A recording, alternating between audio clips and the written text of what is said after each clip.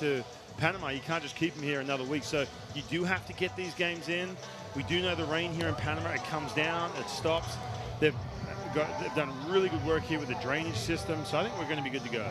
Sean Sundu will lead things off. He is the right fielder in this lineup today, a guy who's actually out of Kagawa, Japan, and a member of the Josai International University baseball squad. He can be a two-way guy. He's in the lineup at right field today as he will step into the batter's box and get things rolling against Lucas Ramon. Our four-person umpiring crew tonight is a historic one. Michael Ulloa from Spain is at third base. Dane Ponczak from the United States is at second. František Prbil from the Czech Republic is at first. And the home plate umpire tonight is Lisa Turbot from Canada, arguably the most decorated international female umpire in baseball today. She is the first woman to ever work a WBC crew, and she gets the plate tonight for this matchup. Big congratulations to Lisa Turbot for a very well-earned accomplishment in her career. 25 Canadian National Championships as an umpire and a supervisor. She is a teacher by day in her ordinary non-baseball life. And so cool to see her out there tonight with the plate for game number 2 here in Panama City. And what a game, too. Her first game, World Baseball Classic. It's raining. You have Argentina, their first game. You got Pakistan. She's from Canada. It's just a game she will never, ever forget. The World Baseball Classic bringing all kinds of baseball backgrounds together here on this field in Panama City, and we are just about set to go for first pitch this evening as we've got a conversation between Lisa Turbot, and I believe that is Dane Ponczak, who is the second base umpires. We're just getting everything set to go, and Sean Sundu ready to step into the batter's box to get things rolling here on Friday evening. And of course, with the elements, this is going to be kind of an ever-watched situation tonight as the rain continuing to fall. The mound in the left field bullpen is tarped right now. Not sure if they're going to cover the one down the right field line, but the main tarp itself, tucked away, it's covered up. The grounds crew is there and waiting. If we need to bring it out again, obviously that will happen, but we talked about this in game number 1 today. This is basically a brand new field surface. They completely redid the playing surface and the drainage underneath over the last few months, and they're actually uncovering, as you can see, that tarp down the left field line. So ready to go for this full night schedule. Yeah, you look at that and you think, oh, it'd be nice. Try and keep that mound nice and dry, but it is in the field of play. And here we go. So Lucas Ramon, the right-handed starting pitcher, about ready to deal pitch number 1. He is out of Salta, Argentina, 26 years old, as Ryan noted, and ready to send in the first pitch of WBC action in the history of Argentinian baseball, and that first one is rope foul as we are underway at 9:08 in the evening on a rainy night in Panama City. A lot of young players make up both of these rosters. You know, with Pakistan, there's a lot of college-level players, a lot of teenagers in this group. Obviously, you look at that and think, well, don't have the experience, don't have the playing time. But on the flip side of that, too, when you are, we talked to Scott Campbell about this with the New Zealand team. When you look at, you know, the generations of, you know, your core players, he said they're in, I guess they said they're in generation 2, you know, from New Zealand. When you look at this, when you get a bunch of young players, you know what, be a part of this national program, go 3 years from now. That's a quick strikeout then.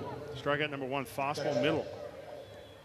Yeah, Sean Sundu timed up those first couple of pitches pretty well. He pulled him foul, and then he's frozen on that 0-2. So a leadoff strikeout recorded by Lucas Ramon. 1 up, 1 down. That'll bring up Iyad Ansari. Ansari is an uncommitted high school player. He is out of Toronto, Ontario, and Lisa Turbot's home nation of Canada, but a guy who has taken part in the Toronto Blue Jays Baseball Academy system. And as you can see, a big target catcher, which is something that pitchers love to work with as the count goes to 1-1 on him.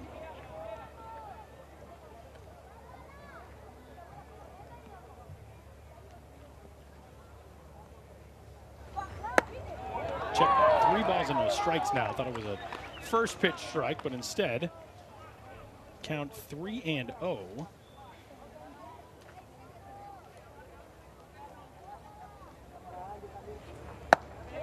And the first base runner of this 2022 qualifier is aboard for Pakistan as Iyad Ansari takes the first walk. And I tell you what, Lisa Turpin behind the mound.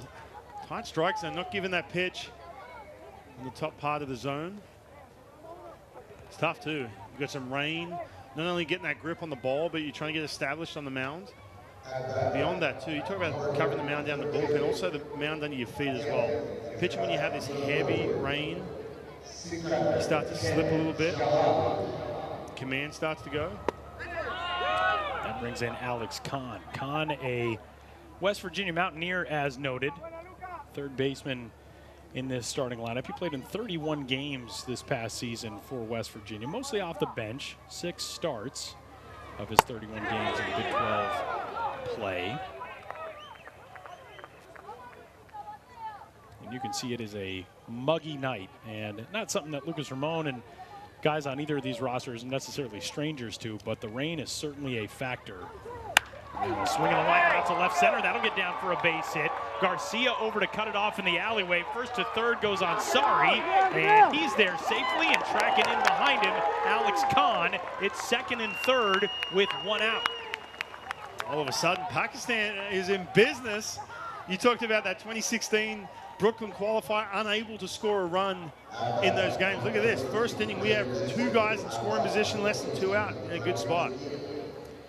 This is a big start for Pakistan, and especially with everything this team has dealt with, just to get this qualifier underway, to get their roster here to be part of this, is pretty massive to be at second and third now with 1 out. Get that first run across. It's just about getting everything, getting your feet wet, getting comfortable in that first game. Everything dialed in. 1-0 pitch way up and in. It's a Rohan Shah. Shah, a product of the Citadel in Charleston, South Carolina.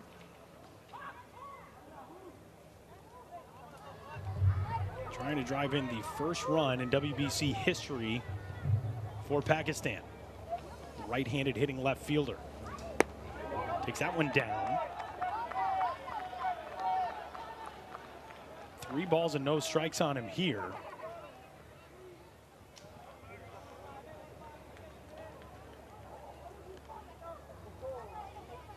Quick out recorded on the strikeout by Lucas Ramon on 3 pitches. And now he issues his second walk of the inning, and the bases are loaded for Pakistan with 1 gone here in the top of the first. And you're just not going to get that pitch up. Top part of the strike zone, just missing. We're going to visit to the pitcher's mound from Marcelo Alfonsín, who is one of the more veteran members of this coaching staff for Argentina. He's done some work in the Houston Astros organization.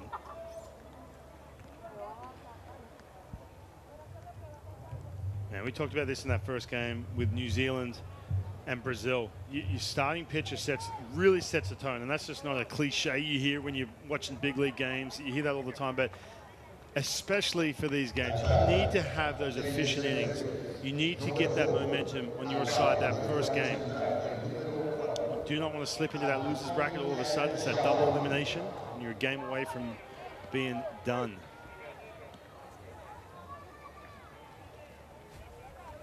So, bases loaded, 1 gone, and a swing and a fly ball into shallow right center. Coming in to nab it is Garcia. Tagging at third base is Ansari. The throw to the plate is in time to get him.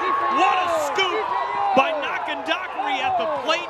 And Pakistan loads the bases with 1 out and can't get anything across. The 8-2 double play closes things in the top of the first. We will head to the bottom of the first inning in Panama City. The peg from Sebastian Garcia gets the job done. Pakistan scoreless. Argentina coming up.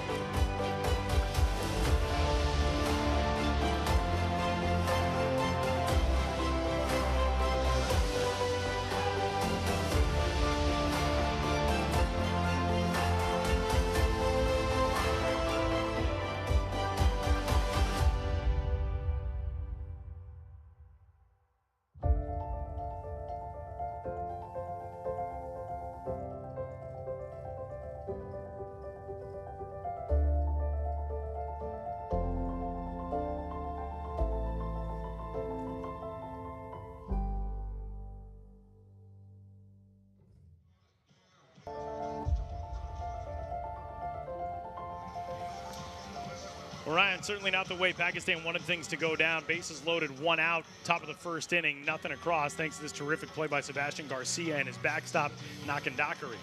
Yeah, I mean, first of all, the throw. He's off balance. He's kind of out of position, too. He's not behind the ball. You have the rain to deal with. But what about the block right here as well? That is massive. Now, on the Pakistan side of this play, we talked about they couldn't score a run in Brooklyn. They've been waiting, what, 5.5 years or so to try and get a run across. That was so close. How deflating, loaded bases in the first. Not in the first, as we will take a look at Argentina's starting lineup. Sebastian Garcia, the center fielder, will lead things off. Then it's Agustin Teixeira, the shortstop, and Ezequiel Televi, the second baseman. Those are the three due into the batter's box here this inning. As the first pitch from the right-handed starting pitcher, Amir Asghar, is ball 1, and we are underway in the bottom of 1. And for Asghar, you mentioned 6'5", born in Florida, Division I. How do you say this? Bethune? Australian accent? Cookman. Bethune-Cookman. All right, D1, Southwestern Athletic Conference. Can get it up, rush it up to low 90s, 90, 92 on the fastball. Tell you what, a lot of these college kids, too, on this Pakistan roster. You think about these games. We talked about some of the professional players, some of the affiliated guys with Great Britain back in Germany. And you come out of that situation where you're playing 40, 150 games, whatever it is now in the minor league system. And it's more about development. You get, we'll get them tomorrow. You lose a game. All of a sudden, you're thrust into this tournament-style baseball. Shot left field line. That's a base hit. Sebastian Garcia's got extra bases right out of the gate for Pakistan. A leadoff double to put his team in business in the bottom of 1. All of a sudden, Argentina answer back. Big leadoff double. Getting it moving early. Good piece of hitting right here, too. Just spraying that ball into left field. You see the third baseman pulled in. Again, you don't have a whole lot of scouting against each other, so you've got to pull in, protect against this possible bunt. I was just talking about just the college level for some of these players. They're used to that tournament style, that every pitch counts, top step of the dugout, that kind of mentality. That is certainly the approach you need here in this World Baseball Classic Qualifier format. The modified double elimination schedule that sees these two teams getting things wrapped up on day number 1 of this 2022 qualifier, as Agustin Teixeira steps in for his first plate appearance of the tournament. He's from Cordoba, Argentina. Pitch on the way to him is there for a called strike. Defensively for Pakistan, Rohan Shah is out in left field. Sami Khan is in center. Shan Sundu is in right. Alex Khan's at third base. San Van Schlegel is at short. Pierce Khan at second. Amar Mahmood at first. And Iyad Ansari behind the plate, as Asghar taking a look out at second, kicks and comes home, and a foul to make it 0-2. We're going to see real quick, too, Pakistan, how fundamentally sound they are. They've been pressed all of a sudden defensively. You can see the infield's looking in the dugout, shifting around a little bit, have to protect against that bunt. You can see the second baseman holding that runner on, trying to cut down a step. All these things that when you're thrown in these positions, they're going to push you a little bit. 0-2 pitch. Foul ground and out of play. It's a nice job by Teixeira to wait on that one. One thing we talked about a lot in game number 1, there is a ton of foul ground at this ballpark, which is built in the late 90s. And bullpens in play. Dugouts are actually sort of angled away from the home plate area. If you're on the front step of the dugout, or the top step as some might call it, you kind of got to angle yourself to the left if you're on the first base side to watch pitches actually get delivered in. It's a swing and a miss. A nice pitch there by Asghar as he pulls the string, and Teixeira is gone for out number 1. It's a good breaking ball right here. Starts in the middle of the strike zone. He's got 2 strikes. There's good count to start expanding. All of a sudden, a big out.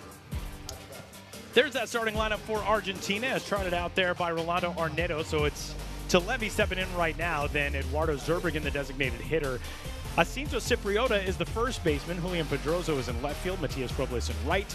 Lucas Nakandakari is the catcher, and Andres Kim rounds things out at third base as the rain continues to fall here in Panama City. But as we discussed, if you joined us a little late, obviously we were delayed for first pitch tonight with a 9:08 start time. But this field, brand new, drains really well. The rain actually looks heavier on screen. It always looks heavier on screen than it is in person. It's coming down pretty good right now, but the field is draining as well as you could hope. So Levy finds himself down 0-2.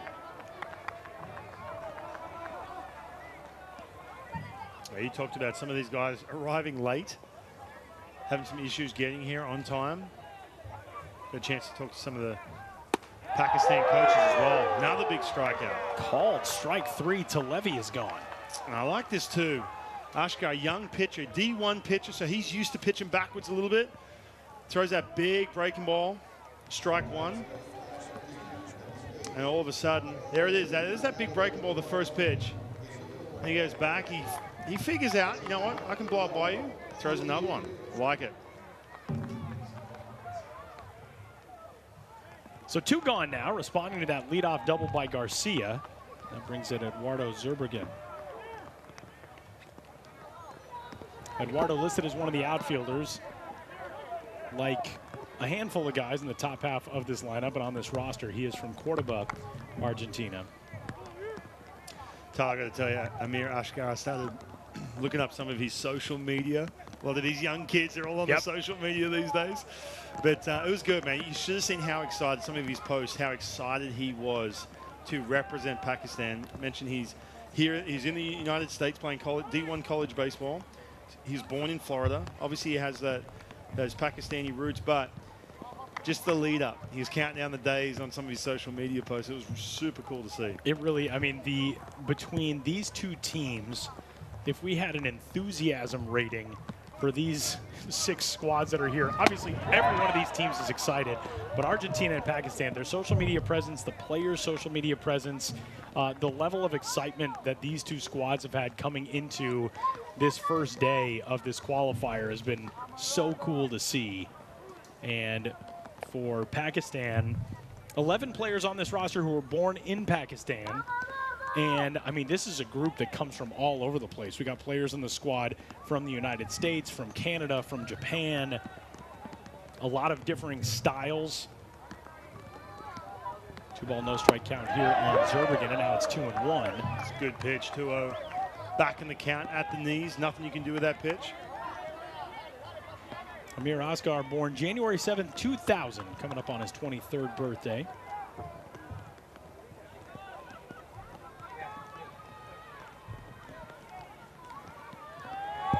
And a swing and a miss on 2-1 to put the count even.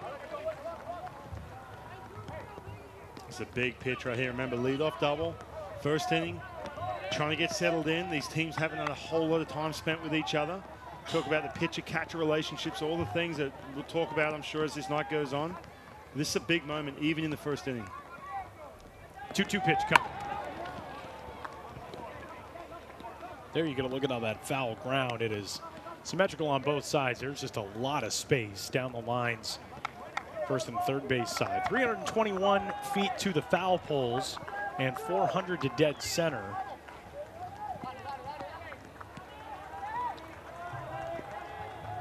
As Asghar comes set again, leadoff man to second base. He has progressed no farther as the 2-2 pitch comes in. So a full count now.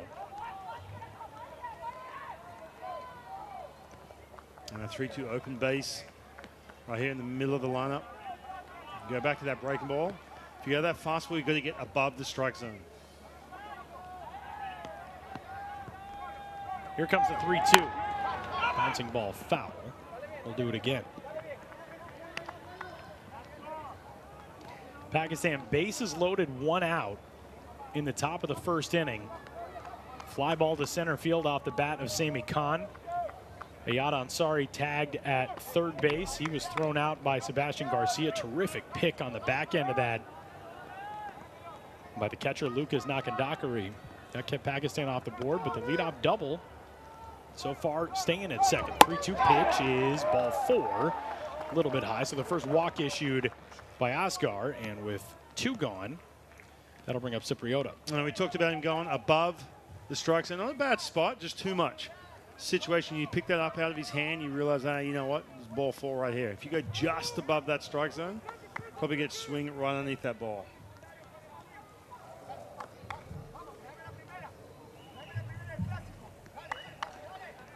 So a chance now for the 5-hole hitter, Jacinto Cipriota out of Buenos Aires.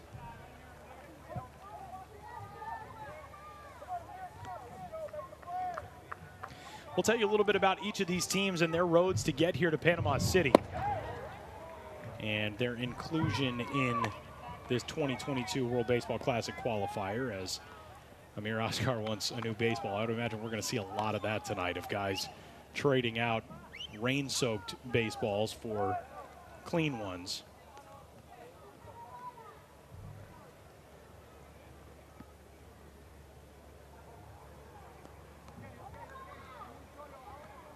Cipriota, one of the 8 listed infielders on this roster. Both of these teams are really happy about and excited about their depth. A fly ball in the air to left. Juan Shaw staring up through the raindrops has got it, and the leadoff double goes nowhere. We move into the 2nd inning after a scoreless first on day number 1 of the World Baseball Classic Qualifier from Panama City.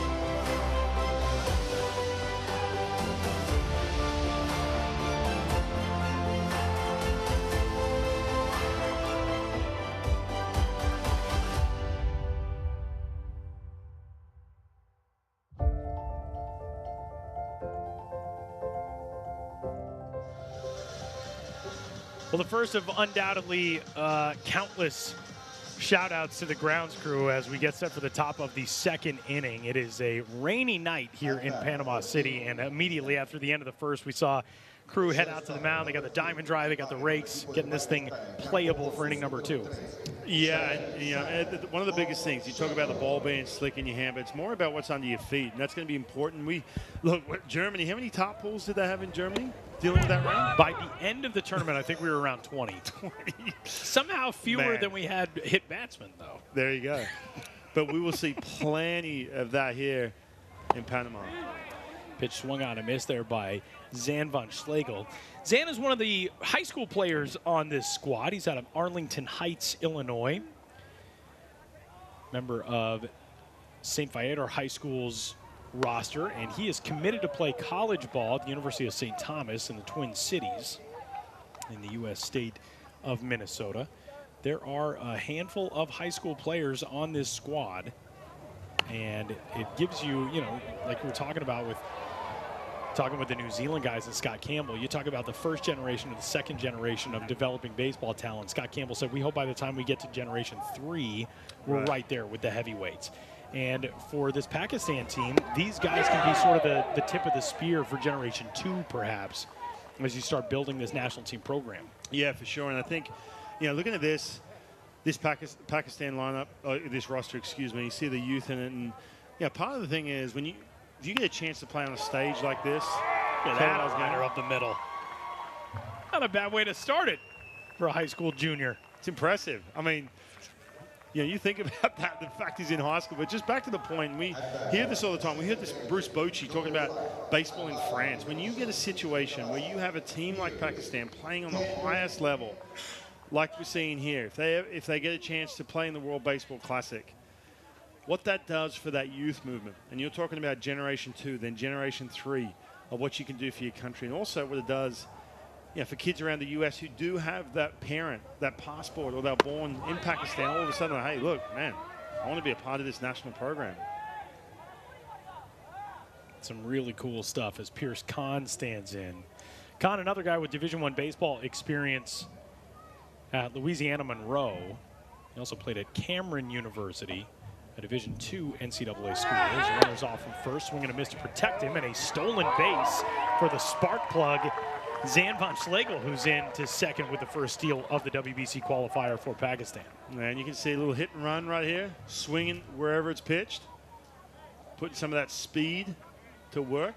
You're going to see that. Plenty of that. Plenty of small ball. It's different to what you see in the U.S. You don't see that as much, obviously. I'm hoping we see that next year, the bigger bases. Guys more inclined to steal. 0-2. Ball pretty well blocked back there by Nakin Dockery. We've only seen an inning plus of work from him, but impressive so far. He had the pick and the tag on his counterpart Ansari to retire him for the final out of the first inning. But yet again, a man in scoring position for Pakistan right out of the gate here in the second. This team has not scored a WBC qualifier run. They got blanked in both their games back in 2017. And a bouncer back to the mound. They will go for the lead runner. Van Schlegel's in there safe. How about Zan van Schlegel making things happen with his legs? And now it's first and third, nobody out. I like it. Got that good secondary lead jumping off the bag. Sees the ball kind of flip up in the air. And tell you what, Lucas Ramon, a situation like that, that's where the game speeds up on you a little bit. For the 26-year-old, you look up, your eyes light up thinking you got to play. Too much speed. Tell you what, haven't scored that run yet in the World Baseball Classic on this world stage. I think we're going to see that very, very soon. They are pressing to get that off of the ledger of this Pakistan national program. A swinging a bouncing ball back up the middle. This will get the job done, even though it is a double play ball. Shahid Sattar with a solidly struck bouncer back up the box. It's a 6-3 double play, but Van Schlegel scores, and Pakistan has its first run and its first lead in WBC qualifier history. Well, it wasn't pretty. It was in grandiose style, seeing a big home run to win the game, but you know what? You'll take it. First run gets across. I mean, get the RBI for that. So 2 gone now. And that'll bring up Amar Mahmood, the first baseman out of the 9 spot, a product of De Anza College in Cupertino, California. Another Canadian on this squad. Amar out of the province of Alberta. 1 ball, 1 strike, 2 gone. Mahmoud, the 9-hole hitter. Man, that has just got to feel so good for this team. They lost their opening game in 2017, 10-0 to Brazil. They had 4 hits in that game. They lost their second game, 14-0 to Great Britain. And, at that point, you feel like, well, we trained all this time. We come out here, we get outscored 24-0. That just kind of feels like a gut punch, I would imagine. Yeah. But now, not only do you have the run, you've got the lead as well. Pretty cool stuff. It really is. Got a chance to talk to Patrick Anderson, the high A manager of St. Louis Cardinals system. And you talk about some of the time invested too, whether you're obviously from native of Pakistan or you're part of their program. You hear about the camps they run down there, trying to invest money into putting fields that they can turn into baseball fields. Trying to lure some of these kids from cricket, the #1 sport in Pakistan. All this time invested. So it's got to feel pretty special here in 2022. Put that first run across. You did show me your cricket delivery pregame I today. did. I was I very did. impressed. 3-2 on the outside corner, a called strike 3, a well-spotted 3-2 offering there from Lucas Ramon. But the first run in World Baseball Classic Qualifier history for Pakistan, and today's visitors take a 1-0 lead at the bottom of the second in Panama City.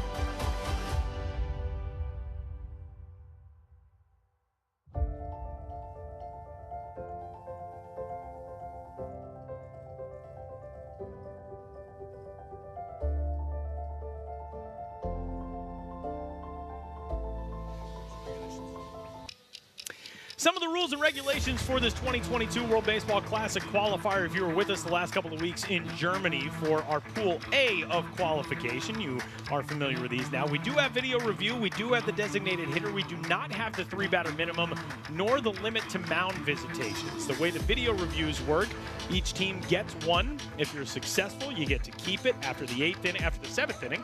From the 8th inning on, you can request that umpires look at close plays, which of course we saw play a massive role in Great Britain's win over Spain to clinch qualification of the World Baseball Classic.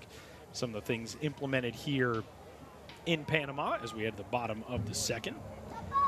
Back at Estadio Rod Crew, leadoff man is Julian Pedruzo. Yeah, you look at those last two rules, two things Major League Baseball implemented essentially to speed the game up, but you're not going to see him here in the World Baseball Classic. This is the way these teams are built and the way they go about things, especially come March when you're looking at some of the best teams and best rosters on the planet. You have to still play that matchup, that left on left. You can still have the ability to do that. Mound visits, you can see plenty of them, make sure everyone's on the same page.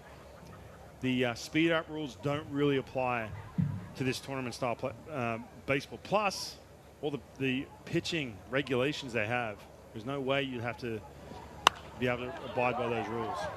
We will certainly get into conversation about pitch limits and all that type of stuff, but I want to go back to something we were talking about last half inning as we take a look at the young right-hander Amir Oscar. You don't want to go back to it. I want to go back to it.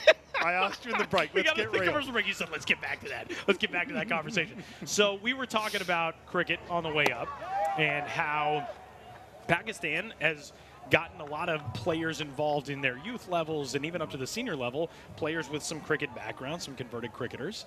And you, obviously, an Australian guy, you mentioned that so rarely. I don't know if anybody knows that.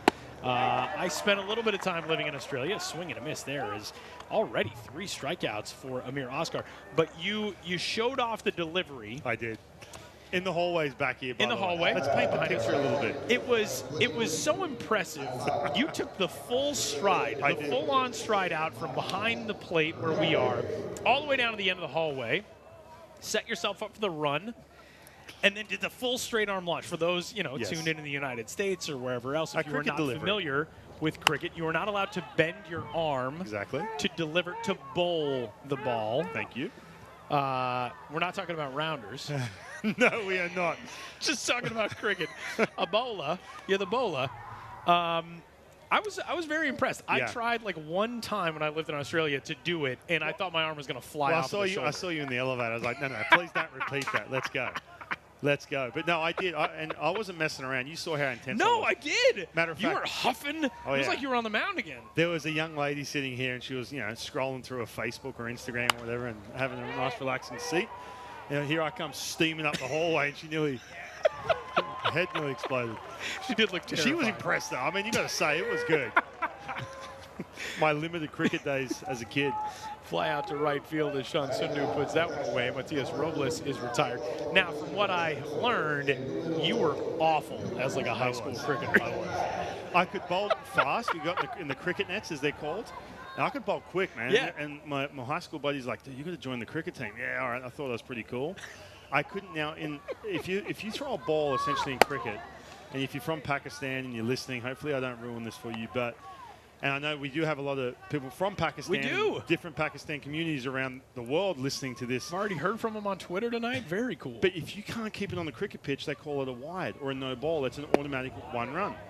And for an over, you have to bowl 6 balls. Now, if you bowl a wide... Now, explain an over to our non-cricket listening. Well, in a one-day game of cricket, it's 50 overs of 6 balls. So you bowl 6, and then someone else goes the other Somewhat end. similar to innings. Correct. Yeah. Well, kind of. Yeah, kind of. Kind of. Anyway, if you don't bowl on the pitch and it's a wide, it doesn't count as a ball. So here I am. I'm 25 deep, 25 bowls deep. And they're scored 25 runs because it's an automatic run, right? My high school buddy's like, what are you doing, dude? That was it. That was the end of my cricket days, let me tell you. It was bad. Did not last long as a cricketer. Yeah. Pretty impressive, though, that you can be terrible as a cricketer and you can literally make the major leagues as a baseball player. That's pretty impressive. Very different sports, I will say. I will say this. A lot of Aussie baseball players were gun cricketers, though, back in the day, let me tell you. 3-0 pitch is grooved in there at the knees to Lucas Nakandakari. Now, let me ask you this question. Velocity-wise, you're kind of counteracted by the straight arm, but you get the running start. Exactly. What's the velocity look like with a cricket ball? They can get guys, like you're talking mid-90s, man, up and above. And I think you talk about some of the ground force created. When you get that run up, you don't have to have that static start like you do, obviously, pitching. So that's where some of the differences are, too. And let's not forget, a lot of these guys, even though they weren't... Now let's take a look at the legend on the mound, Ryan Rowland-Smith. First of all, nice flow there in Seattle. Look at this. I'm bowling a spinner. There we go. This is from my cricket days. Inspired. So mid-90s velocity. Also, a cricket ball is like, it's like throwing like a croquet ball. Right. And it is built differently. I'm sure you can head on Google. I can't really explain it on this, but here's one big difference too. In Australia, and I was with the D-backs when we went down to play the Dodgers in the opening series in Sydney. Yep. In cricket, they only use essentially the 1 ball throughout the entire game. Right. Baseball, foul ball, it's a souvenir, see you later, next ball. They get, lifespan of a baseball is what, 5 pitches or something? Yeah, something like that. But so, as we see right here, another foul ball. But, in Sydney, you got all these cricket fans watching baseball. At the Sydney Cricket Ground. Right, and they had to announce on the scoreboard, like with text and everything, saying, if a ball goes into the stands, you can keep it. You do not have to throw it back. Correct. But I got to say, watching this Pakistan team, and whether they're born in the U.S., I guarantee you they come from a cricket background. Their parents probably enjoy watching cricket. That's a big recruiting pool for them when you're talking, obviously, in Pakistan and around some of these Pakistani communities around the world. Pakistan's designated hitter Shahid Sattar drove in the first run tonight. His father, Haji, moved to the United States 45 years ago, and he was a cricketer, knew nothing about baseball, and then his son got into baseball. It's a bouncing ball left side. That is a nice pickup, but on the dig over at first, Mahmoud is unable to hold the bag, so it'll be a base runner aboard as Andres Kim will reach. Man, that was some nice ranging over there by Alex Khan at third, though. It was, and there's a weird spin, too. You see the broken bat, so all of a sudden he's got to deal with a little bit of English on that ball. And you can see he just wasn't quite able to set his feet. I see Mahmoud over there just missing the handling. His foot slipped off the bag.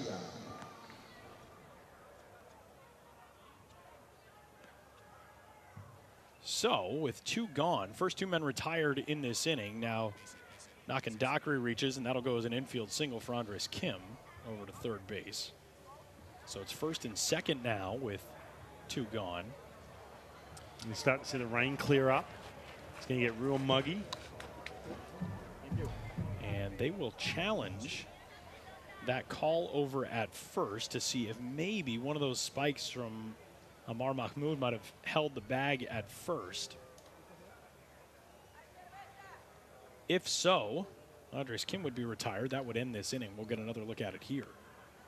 Yeah, you can see just catch himself off balance, throwing off that right foot.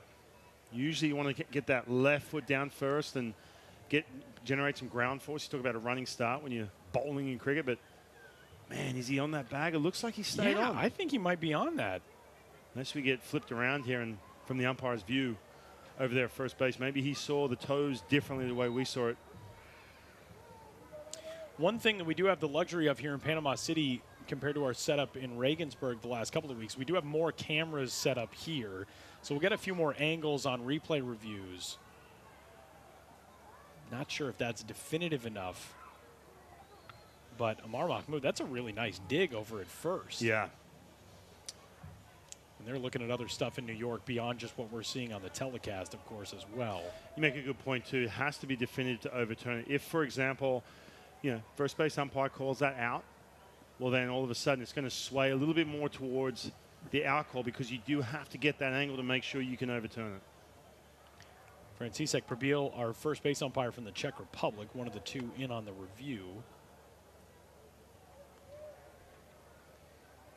As we await the call on what could be the final out of this second inning.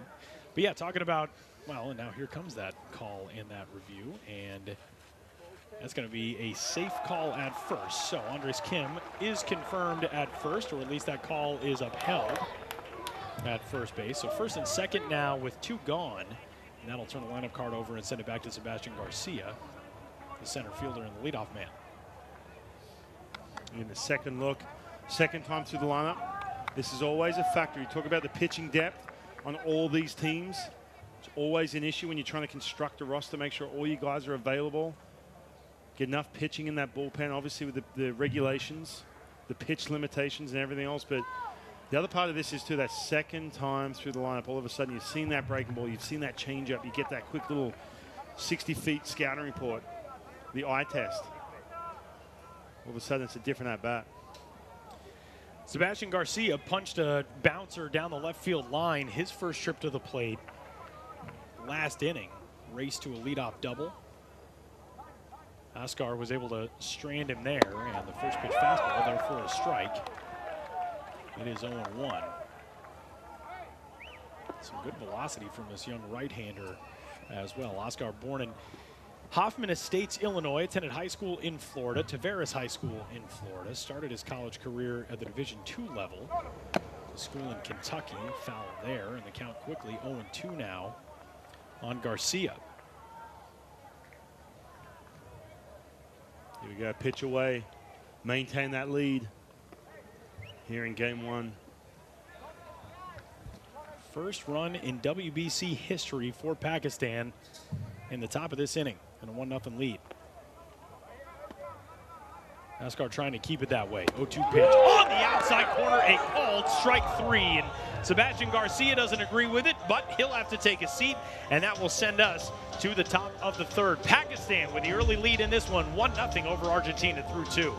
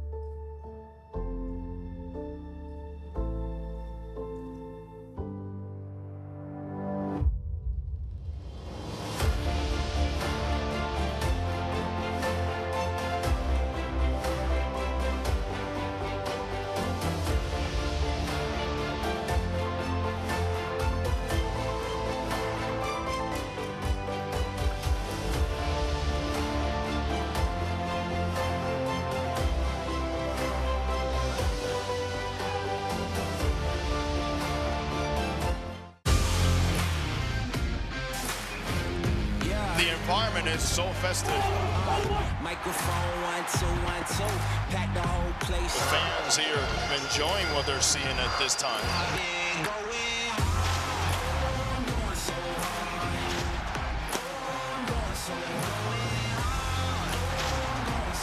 Marching to the World Baseball Classic.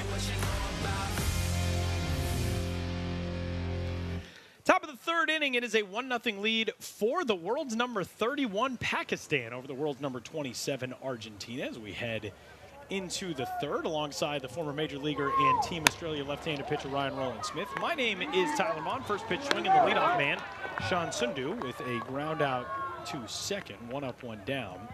Between games today, we got to hang around the ballpark for a little while here at Estadio Rod Carew. We walked downstairs, went into the staff dining room, and on the TV down there, Team Australia qualifying for the 2017 World Baseball Classic. You did not pitch in the game that they were airing, but they had some good shots in the post-game handshake line. Good form, impressive. Thanks, Tyler. Appreciate it. Well, I was a bit upset. I did ask the stadium crew here. I said, "Can you please air this game so I could put me in a good mood? Have you got any WBC games that I'd enjoy watching?" No, it was fun. It brought back some memories for sure. I got to say, too, that was the first, because you kind of had that automatic qualifier. In 2006, they kind of just set the countries. Oh, here we go. Look at this. Speaking of 2016, look at this guy. Look at old mate over here, as you would say. City. Look at this. Wearing the number 18.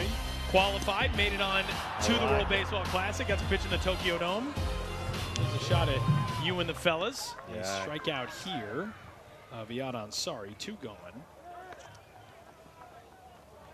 But, I mean, you know, all jokes aside, as we'll take a look at strike 3 here. Tell you what, both pitchers have been commanding more than their fastball. We didn't quite see that this afternoon so much. It took about 4 or 5 innings to get dialed in with their timing.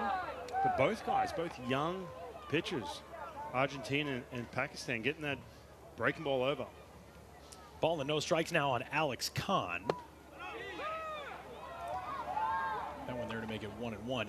But, you know, all jokes aside, talking about the ability to make it through the qualifier, make it onto the WBC, you knew that the 2017 Classic was going to be the last pitches that you would throw in your career. And you got to do it at the Tokyo Dome in front of 50,000 people in an atmosphere that is unlike. And you and I, you know, have got a chance to watch a game together in the Tokyo Dome from the stands. Yeah. And there is nothing like that in sports. And, you know, for these guys on this field right now, they are potentially just a few wins away from being in an atmosphere like that, or being in Miami, or being in Phoenix, or being in Taichung.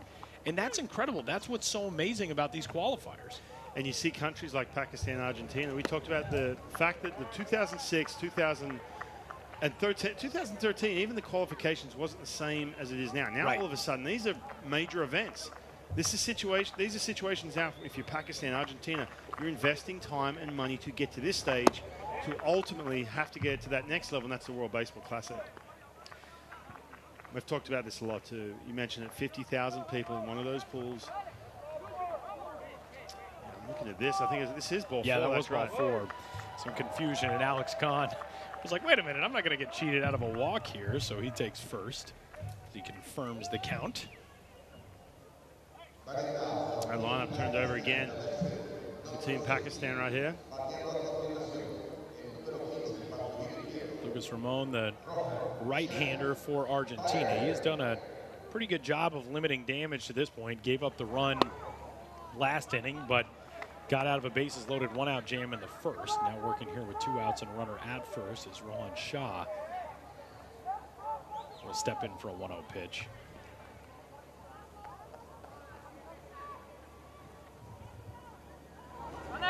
Runner off from first. Throw down to second base is a strike from Nakandakari from his knees, and he nabs Alex Khan trying to steal second. A terrific throw from the Argentinian backstop, and we will head to the bottom of the third inning. It's a 1-0 lead for Pakistan.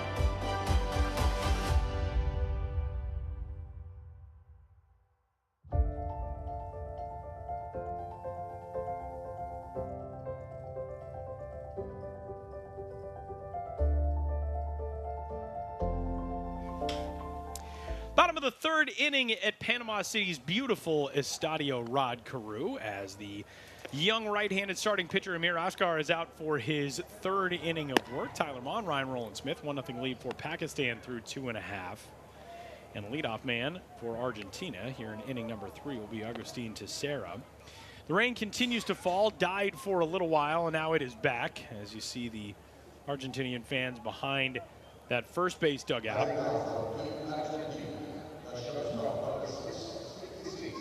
Ashkar looks good right now, pitching into this third inning. And Tyler, you know my favorite thing to talk about is some of the pitch rules and regulations. Yes, I do. Because we heard Steve Finley talk about this. 19 years in the big leagues, managing the Brazilian team. We spoke to him this morning. Great guy. Honored to chat to someone with that kind of career. He did say it is like a chess match when you are trying to navigate around some of the pitch rules and regulations and the limits you have. And if you look at Ashkar right now, he's at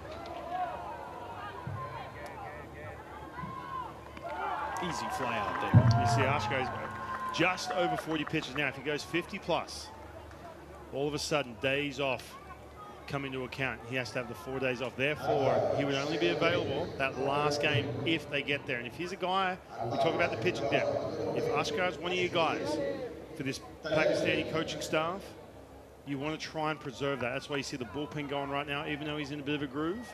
Might try and keep him sub 50 and go mix and match a little bit, keep him fresh so he can pitch in a couple days.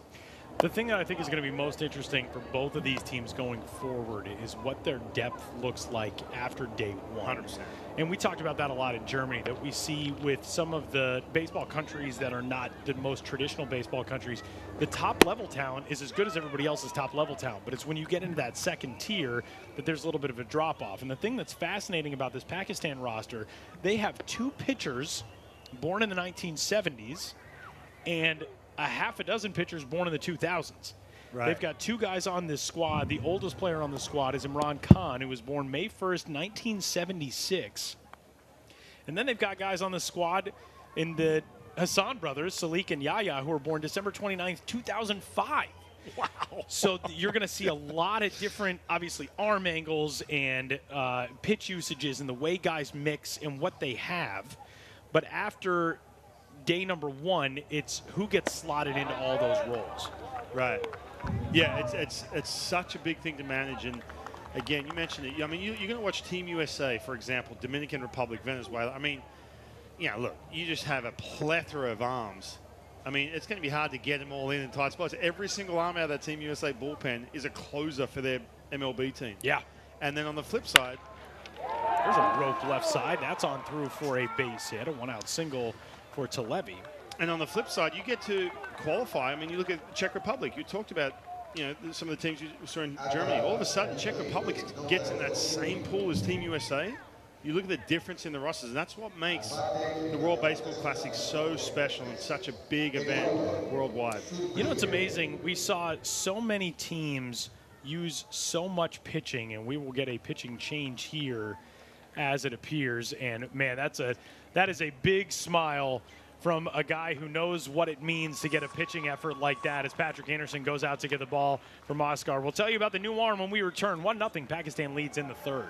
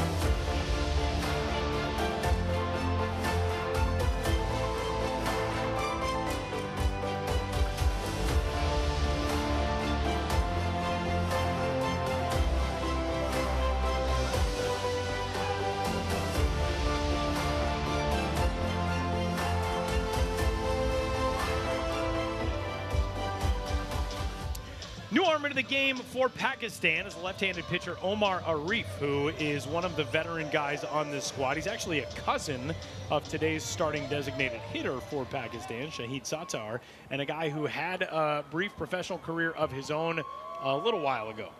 Back in 2007. I mean, this guy, look, he's a year younger than me. You know, I'm watching this left-handed pitcher. He had some pro experience, was drafted by the Houston Astros, 27th round. And he, matter of fact, he drafted by the Astros in 2003, turned it down. All of a sudden, he got drafted by the D-backs in 2007, 29th round, but just had a short professional career. Bouncing ball over to first. Pakistan will get one out there as Eduardo Zurbriggen grounds out. All right.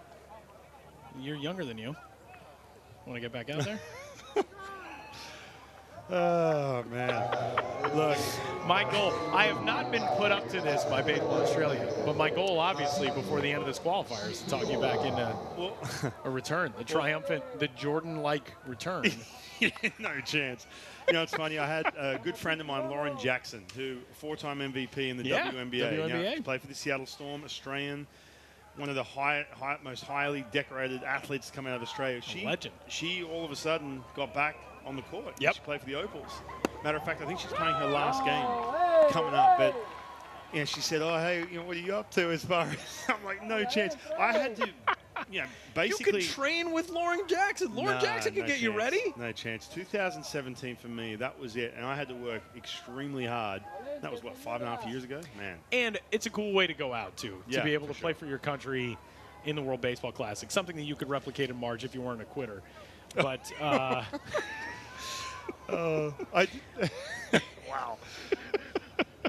I was about to give a nice compliment to you, Ty, and say I'd rather spend my time hanging out with you. Oh, what a guy! Man, I ruined it. I preemptively ruined it. No balls and a strike. Runner at second base. Now going to try to advance to third, and will do so successfully as Talevi advancing on the ground out, and then to third on the wild pitch. This is heads-up base running too. Sees the ball, get a good 2 feet away from the catcher. That's kind of the rule. If you see that ball's kind of ricocheted away from the catcher, kind of like, you know, when you look at catchers, when you think about, you know, hockey goalie is trying to deflect that puck away, you know, from himself. Catchers are trying to keep it underneath him. But the rule is, if you see a good 2 feet, get going. 1-1 pitch. 2 balls and a strike. Something we were talking about before we went to break with a pitching change. You're talking about, you know, a potential USA baseball roster, or Japan, or DR, whoever. Every arm that you can trot out is somebody who can be flat out dominant for 1 inning. Right. And that has turned into such an in vogue thing in baseball. The count is now 3-1. And a rarity here as well, with the batter at the plate in Jacinto Ciprioto is wearing the number 42. We don't see that often in baseball these days, obviously, from Jackie Robinson's retired number across professional affiliated baseball in the U.S. But one thing I wanted to point out, the Czech Republic, which qualified for the World Baseball Classic, they used, over their final 3 games, 7 combined pitchers. They used 6 pitchers in their first game, 7 over their next 3 that they used to roll on to wins. They took that 21-7 loss to Spain, and they really, I mean, that's an unorthodox thing to see nowadays, especially in this tournament style. 3-2 is ball 4, and that glances off the glove of Ansari, and it is a 1-1 game as Pakistan sees Talevi score to level this thing here in the third. And that ball just handcuffed Pakistani catcher right here. You see the ball has that cutting motion on it. All of a sudden gets in. Really nothing you can do there. You have to change that hand position to catch that ball, but that late cut. All of a sudden now we're tied up 1-1. But yeah, you mentioned that, and I think the Czech Republic, going back to how fun that was those last two games, we're going to see some good baseball as we get deeper into this thing here in Panama. But yep, Kovala, they had the young pitcher who is going to Georgia Tech. I've got to say, without him, they won't get to Spain. No chance. High fly ball out into center, and Pedroso is retired as Sammy Khan squeezes that one, and that will send us to the fourth. Argentina levels it 1-1 after 3.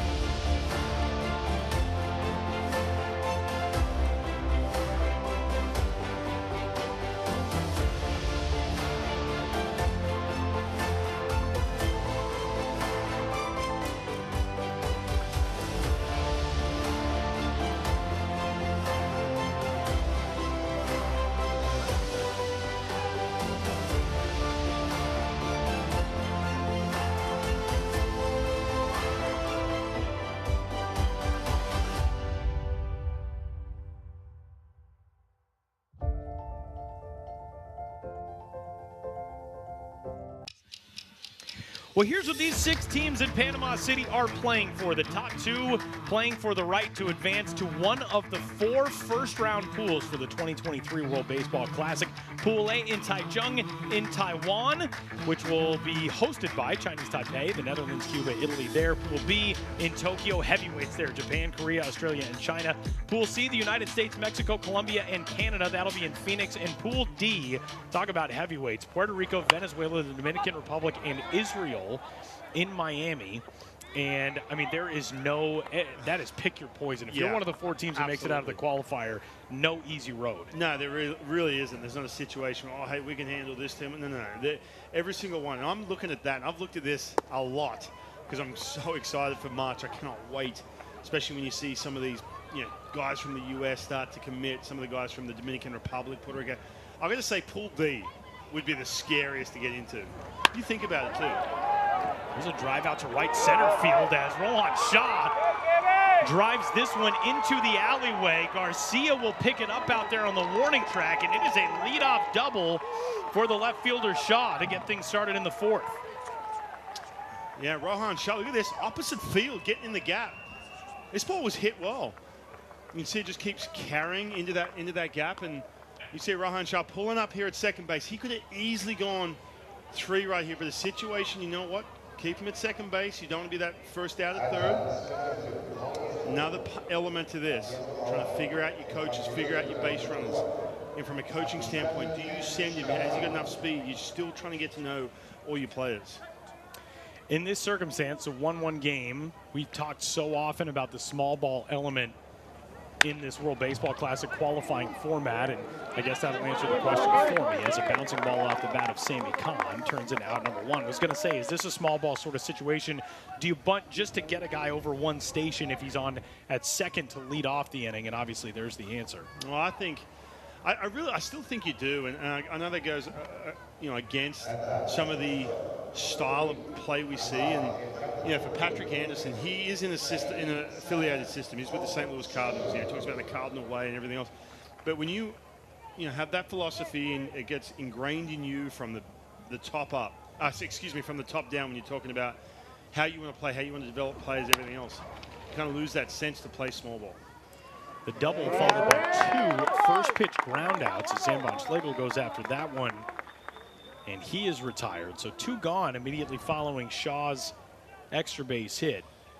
Yeah, and again, it's easy for me to sit here in hindsight and say, hey, look, you know what, drop that bunt down, get the guy to third base, manufacture, etc. But when you just see 2 unproductive outs, but you cannot lose situations like this. It can be a struggle to score runs in these games.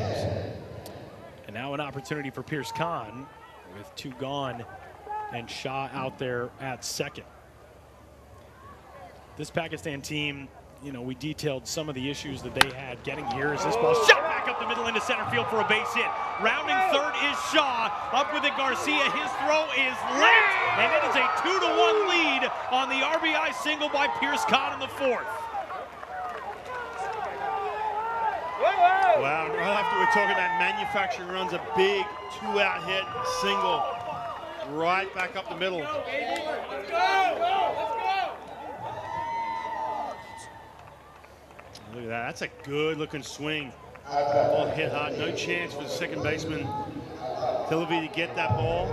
Again, another close play at home. We saw this in the first inning. You can see Ansari trying to, you're going to help me out with this. Nakandakari. Nakandakari. I got it. Try and get in front of that plate. Head first slide. That's a tough spot, too, for Pierce Khan because he's trying to slide. He slides between the feet of Nakandakari, who's there trying to play that ball on the angle the throw is coming in. He's not really blocking the plate, but he is sort of blocking the route to the plate. It's a great slide by Rohan Shaw. And now another opportunity with a man in scoring position. Pierce Khan out there after advancing on the throw. And Shahid Sattar, who's got one of the most fascinating stories on this squad, finds himself in an 0-2 hole. Bounced into a 6-3 double play, but brought in the game's first run in the second inning. No balls and 2 strikes. We have been hearing from Pakistani baseball fan all day named Usman, who was going to tune in for first pitch at 6 o'clock in the morning his time. It turned into a 7 o'clock first pitch, and we've been chatting, off and on Twitter throughout the day today about the challenges that Pakistan has faced. And I just want to assure you, Usman, this team is feeling good. They have dealt with a lot of stuff to get here and get started, but the energy in that dugout, we got to go down to the clubhouse actually before first pitch today. This is a team that was loose. They were feeling ready, and now a check swing roller over to third base. Andres Kim's throw will retire Sattar, and that will wrap things up in the fourth. But an RBI single back up the middle by Pierce Khan cashes in the leadoff double by Rohan Shah, and we head to the bottom of the fourth. Pakistan's back out in front, 2-1 over Argentina.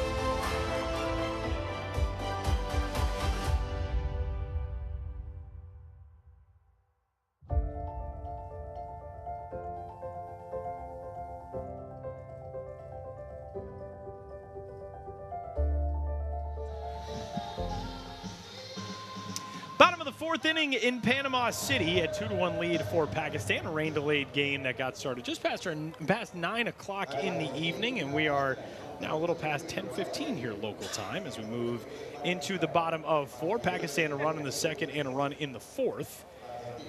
Sandwich round one scored by Argentina in the bottom of the third.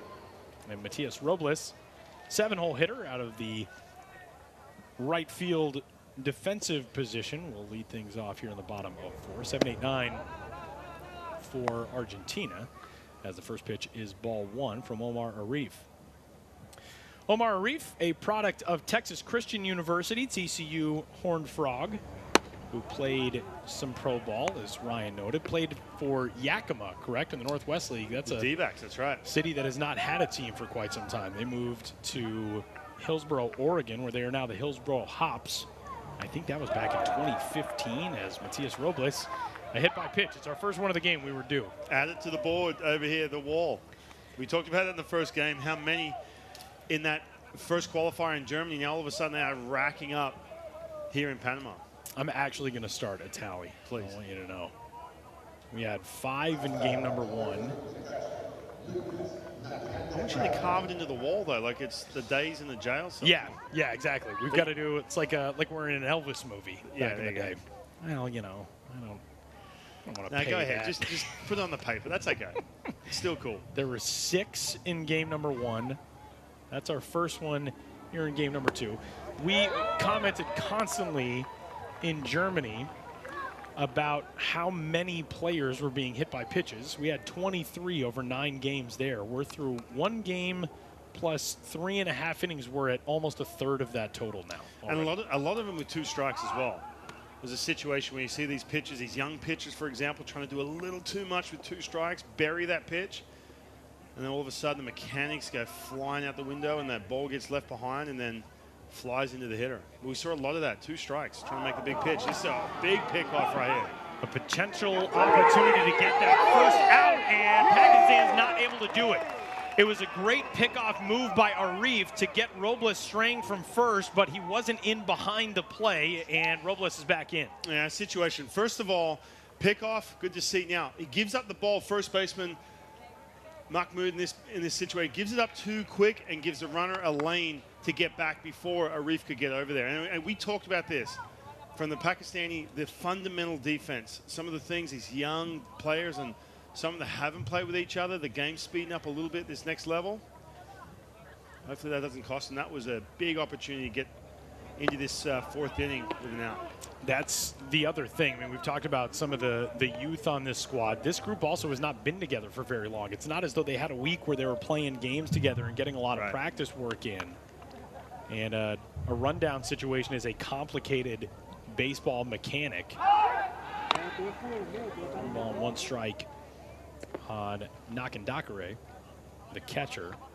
Former prospect in the Tampa Bay Rays organization. He signed with the Rays back in 2006. Lucas drives this one in the air to center field. Racing over is Sammy Khan. He'll have to play it on a hop. Cutting the bag at second, digging for third is Robles. He's in there safely, and it's runners at the corners with nobody out, and the missed pickoff opportunity now looming very large in the fourth. It really is. If you think about that, for example, it's just a base hit with no one on and one out, but now you've got runners on the corners with 0 out. That's how big this turning point can be for an inning, especially early, especially when you're clinging 2-1. You try and get through that pitching staff the best you can.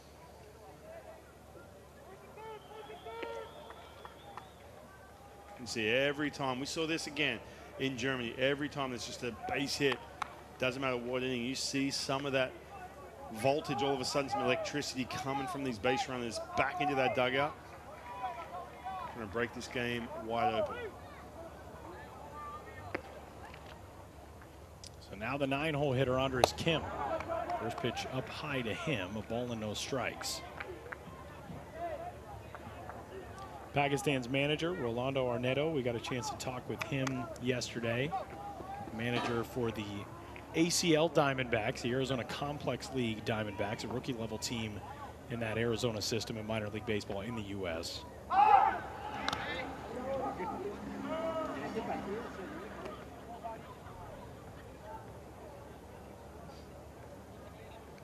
Omar Arif, as I noted earlier, he is the cousin of Shahid Sattar, who is the designated hitter today. And there's a great story about Shahid in the Dallas Morning News this week, a Dallas high school product, and he described the way he learned of this opportunity. And this is a way a lot of players learned of this opportunity with Pakistan. The Pakistani Baseball Federation on Twitter found a whole bunch of players with Pakistani lineage and said, would you have the ability to, prove that you can play for our squad?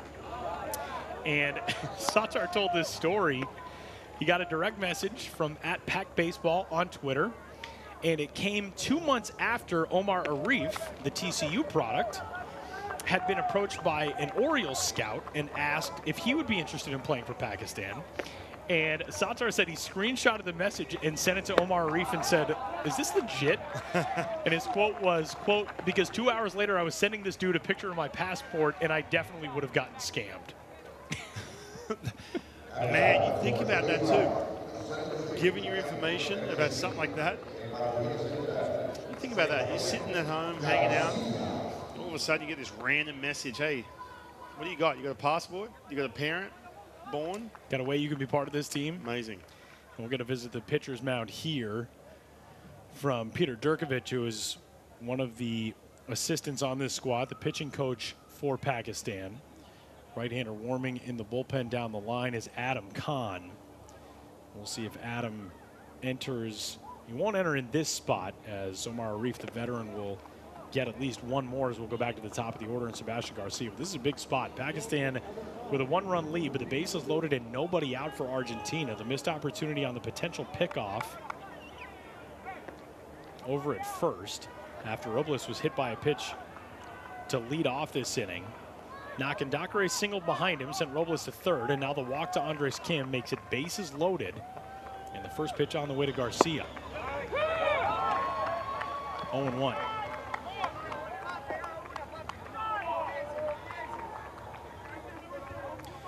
There was a bunt defense mix-up with Omar Mahmoud over at first, I think. You could see Patrick Anderson yelling out to his first baseman.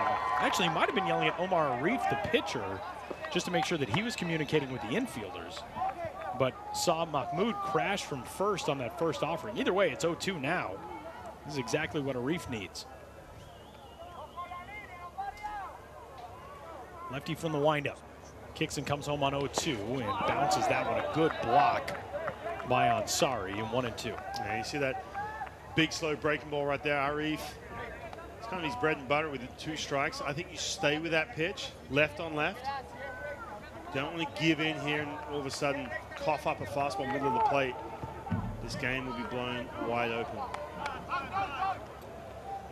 2 balls and a strike. Or check that, a ball and 2 strikes. A 2-1 lead for Pakistan.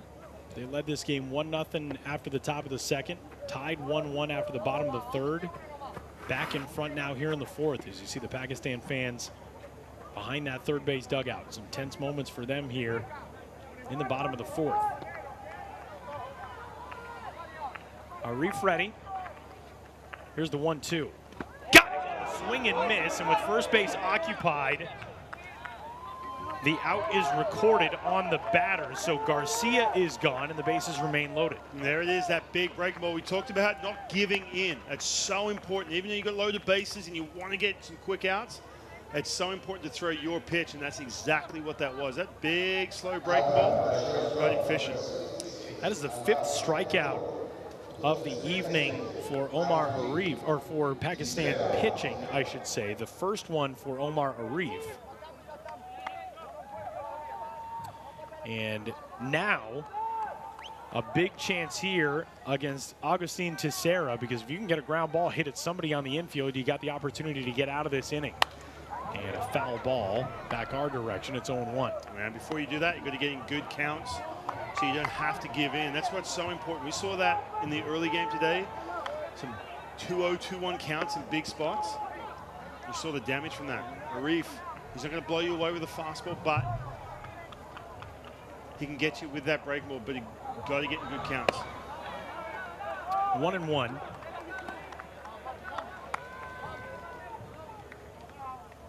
Keep your eye on that pitch count as well. He's at 23 pitches. If he stays below 30, he's available to pitch again tomorrow if Pakistan don't win this game. Good breaking ball there on 1-1, and he's ahead in the count 1-2. Talking about your pitch in these situations. Look at that big breaking ball.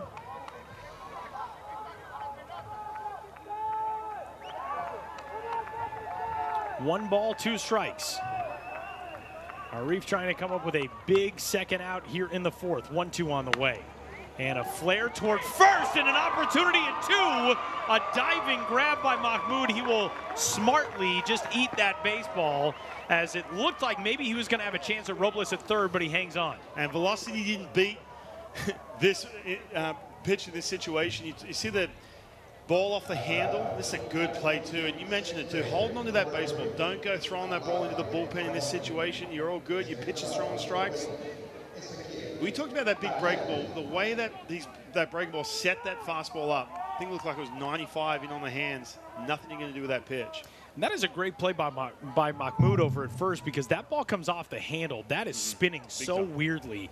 And if that hits anything but just the webbing of the glove, you risk it shooting off the glove somewhere, redirecting itself into the infield or into foul ground. And a great job by Omar Mahmoud to make that play over at first. So this has gone from bases loaded, nobody out, to bases loaded, 2 out. And the count is 2 balls and no strikes on Ezekiel Televi. Televi, a single and a run scored last inning. Made things happen on the base paths with his legs. And he swings and misses here. It's 2-1. He went to second on a ground out, third on a wild pitch, and home on a pass ball. It's going to be his biggest hitter of the night. Arif probably at the end of his line. You see the bullpen going and keep him sub 30 pitches at 28 right now.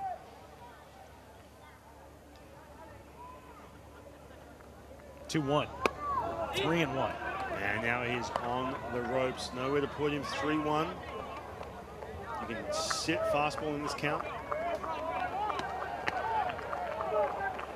An emphatic pounding of the glove back there from his backstop, Iyad Ansari. 3-1 pitch on the way. Is swung on and missed. Got away with a mistake. Fastball middle. You know what? He's on the attack. 3-2. Runners will be moving. Everybody set to go on the next offering from the lefty. Arif into the windup. Runners moving, and the 3-2 fouled back. That was a very good jump for everybody. Obviously from the full windup. Arif taking a little while to get this pitch to the plate, and Matias Robles was, I mean, maybe 20 feet from home plate. You can see the third base coach saying, hey, chill out, just ease up a step. Get a little close. Big pitch right here. Arif ready once more. And time called at the plate. Televi struck out looking in the first inning. Generated Argentina's run in the third. Here he is in the fourth. 3-2 is high for ball 4, or was it? Yes. And Omar Arif was confident that he had strike 3, and instead a bases loaded walk plates Robles, and we are all even again. It's a 2-2 game in the fourth. Man, I don't think Televi was making any good contact in this situation. Obviously missing above the strike zone. Wasn't that bat, Arif? Good effort right there. He went 2-0 down. It looked like he swung. We might get a chance to see the different angle here, but man, that's a killer. You feel like he got that pitch over. 3-2. Have to press the reset button, do it again. So now, Eduardo Zurbriggen, the designated hitter out of the cleanup spot. Here's that side angle. Nah, he'll up. Man, think about that too. We talked about that, probably the biggest at bat of his afternoon, or his night, excuse me. Yeah, you would have seen some emotion pour out of him if you got that strike 3 call. I like that they went on the attack. You can see that Televi was struggling. His timing was way off. Stayed in the strike zone. Do it all over again. 1-1. 1-2.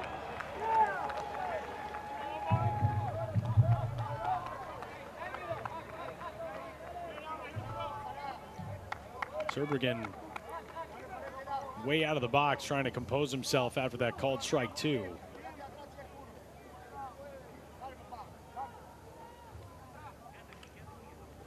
Lefty kicks and comes home. 1-2 pitch is high. Put it even. 2-2 right here. You can throw that big break ball. You miss. You still have a 3-2 count. Got to try and get a chase.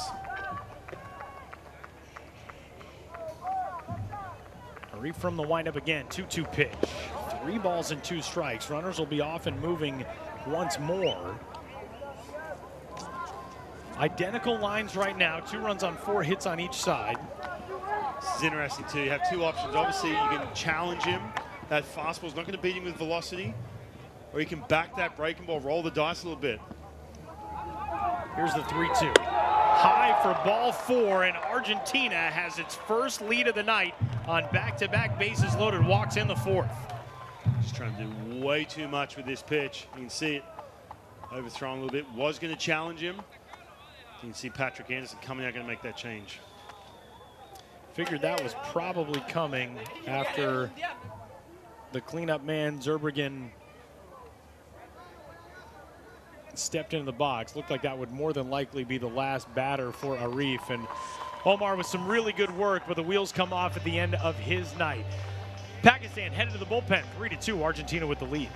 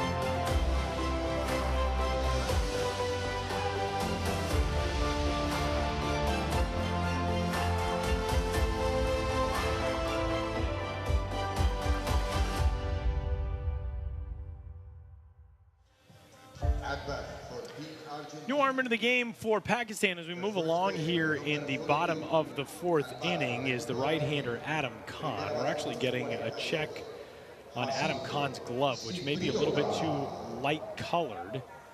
And he'll have to switch the glove here in the bottom of the 4th. A kind of a light gray glove, and they have requested a change there. So Adam Khan taking them out. That's kind of throw you off as a pitcher. Oh, big time. And I haven't seen that for a while. You see some gloves in the big leagues now that are lighter colored. You're like, yeah, they kind of let it slide a little bit.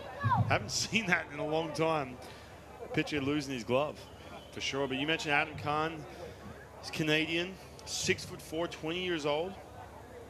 Played his college ball at University of British Columbia. Still playing there, but it's just one of their better arms out of the bullpen. You can see Patrick Anderson trying to keep this game 3-2. Bring on one of the better arms in this situation. Keep it close.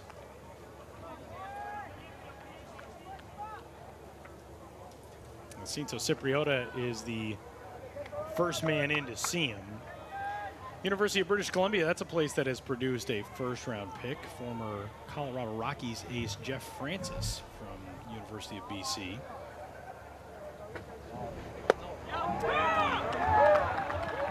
University of BC right-hander deals the first pitch in for a strike to Cipriota. It's 0-1. Jacinto with a walk in the 3rd inning. He flew out to left field to end the 1st. The frustrating thing in this inning for Pakistan is all of this damage is pretty much self-inflicted at this point. Nakandakari had this single, but other than that, it's been a hit by pitch and 3 walks in the inning that have contributed to these 2 runs scoring. And a 3-2 lead now for Argentina, the first of the night for the world's number 27.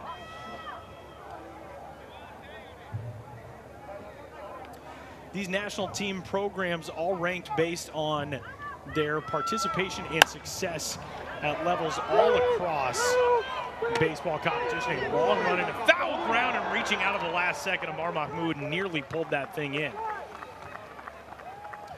You mentioned all this foul ground, and this is a situation where, man, good effort right here, trying to stay with it.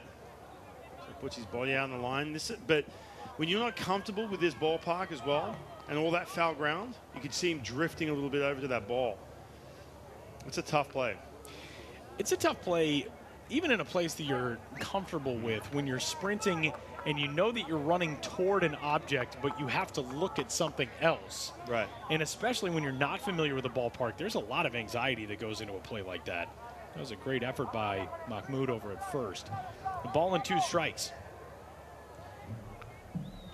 Khan trying to get out of this inning and strand the bases loaded. 1-2, and another foul ball first base side. Yeah, we've seen him already make a big play in this inning. A little catch in the right field. I remember I spoke to Ty France, the first baseman of the Seattle Mariners, all-star this year, and he's really good defensively. He talked about home ballpark. He has a way better feel. He knows exactly when that warning track's under his feet on balls that are over his left shoulder, those little pop-ups that go straight to that wall. You mentioned that short wall too, where it can kind of hip check you a little bit. But then you go on the road, you don't quite know, especially you get to a place like Oakland or the stadium right here we see, with all that foul territory, makes it tougher. Yeah, and there's not a lot of places in the baseball world anymore where there is that much foul ground, and I think that probably weirds you out a little bit more as a fielder because you're thinking to yourself, there's no way that this is still going. Right. Eventually I'm going to run into a wall. Right, and the more foul ground, the more speed you pick up. Right. That's the other part of that as well. Here's the 1-2 on the way. Swing and a miss. Pulled the string and got strike 3 on Cipriota, and that will retire the side. The first strikeout for the first man faced by Adam Khan as he strands the bases loaded. We'll go to the 5th. Argentina in the lead, 3-2.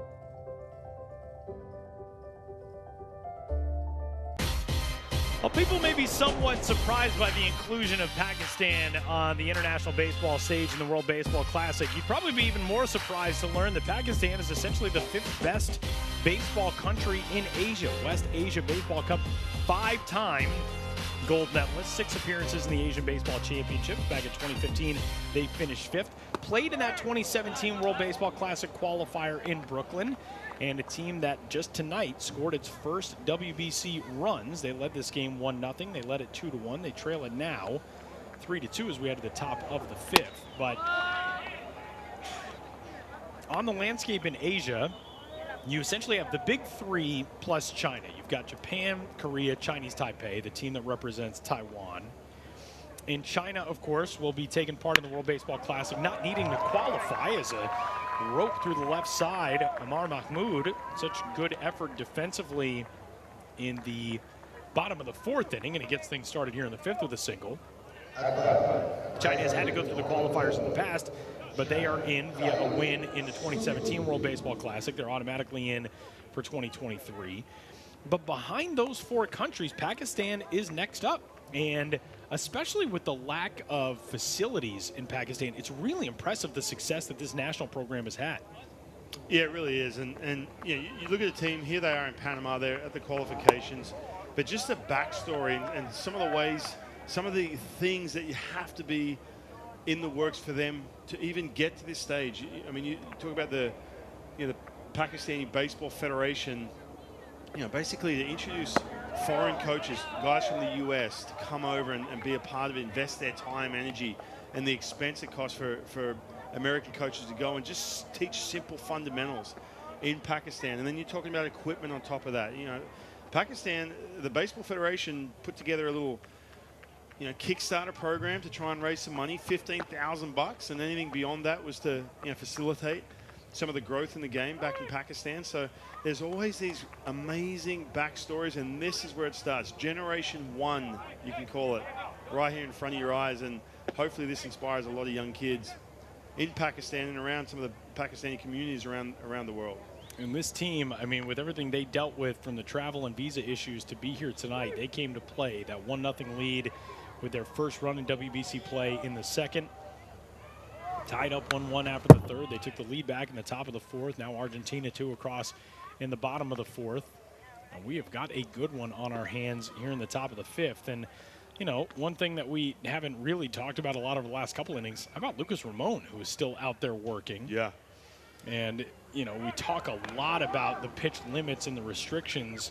Ramon is now up over 60 pitches. He's at 61, but he has dealt pretty effective ball to this point, obviously limiting Pakistan to 2 runs on 5 hits. He has looked really good. And now maybe a 6th hit, but this one will find the glove of Matias Robles. Plenty of good contact too, especially at the top of this lineup. Yeah, you mentioned that too from the starting pitcher here for Argentina in this situation, but I mean, they've had the bullpen going. Ramon has looked good, and this is what we're talking about. You can see right here. Let's look at the bottom line first, because he is at 60 plus. Pitcher cannot throw more than 85 pitches in a game during the qualifying round. So once you hit that 85, it doesn't matter if you're absolutely dealing. You have to pass the ball off to someone else, and that's part of the limitations. And you look at some of these other rules too. If a pitcher throws 30 plus, they have to have that day off. If they throw 50 plus, it's 4 days off. So essentially, for guys in this situation now, let's say Ramon gets to 84 pitches. If they've lived to fight to that last day, he can be available again, which, I don't know how well he bounces back. That's a big workload. Down the right field line, that's a fair ball off the bat of Iyad Ansari. It's down into the corner, it rattles off of the wall, and it'll put runners at 2nd and 3rd with 1 gone as Pakistan threatens again here in the top of the 5th. Again, that good contact. Look at this opposite field. Right down the right field line, letting that ball travel a little bit, not trying to do too much. Staying just fair, and all of a sudden, we have some action. 2 runners in scoring position. Again, he with less than 2 out. This is a scrappy offensive club. They have put some really good swings on balls.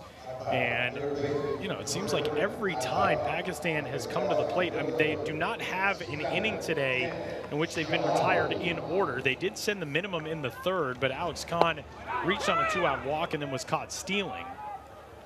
Other than that, they have threatened. They've had runners in scoring position in every inning. They had the bases loaded with 1 out in the first. They didn't get anything there. Scored a run in the second. Sent the minimum in the third. Scored another one in the fourth. Now they got second and third with 1 out here in the fifth, but quickly an 0-2 count on Alex Khan. The infielder from West Virginia University. Staring out at Ramon, who works from the first base side of the rubber.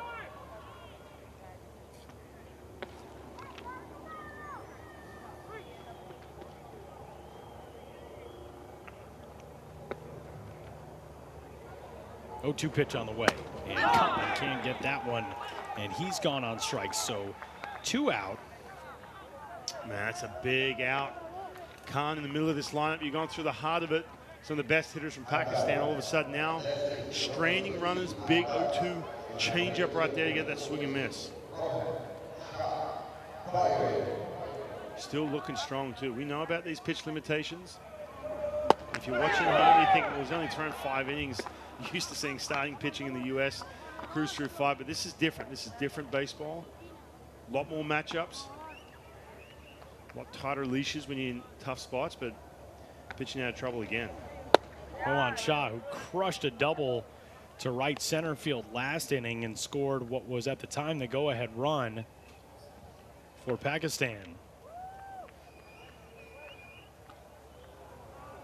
Shah, a member of the baseball roster at the Citadel, bounces this one over to third, where it's scooped up by Andres Kim, and a long throw dug out on a nice job by Cipriota at first for the final out. A great play on the back end of that, and the 5-3 putout retires the side here in the fifth. Pakistan leaves a pair. We go to the bottom of the fifth, a 3-2 Argentinian lead.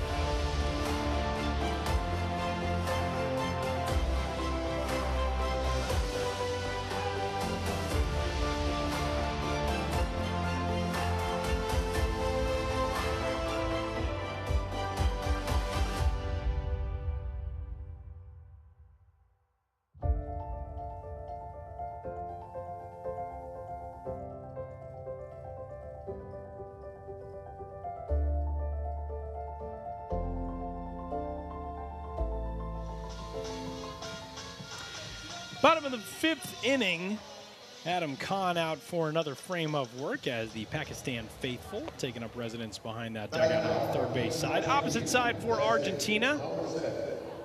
First base residence this evening as we move along through 4.5 back at Estadio Rod Crew. Tyler Mon, Ryan Roland Smith. It's been a fun one so far. 3-2 lead for Argentina going to the bottom of the fifth. Man, Pakistan's in a good spot. I know they're down a run, but they're threatened a lot. There's been some good contact. So I'm not too worried about that. Plus, they got one of their better arms on the mound right now. First pitch down from Adam Kahn to the right-handed hitting Julian Pedruzzo, the left fielder.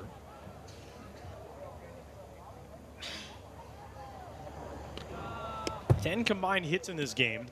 6 for Pakistan, 4 for Argentina.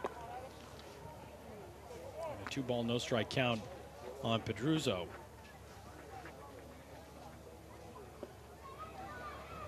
Julian out of Buenos Aires.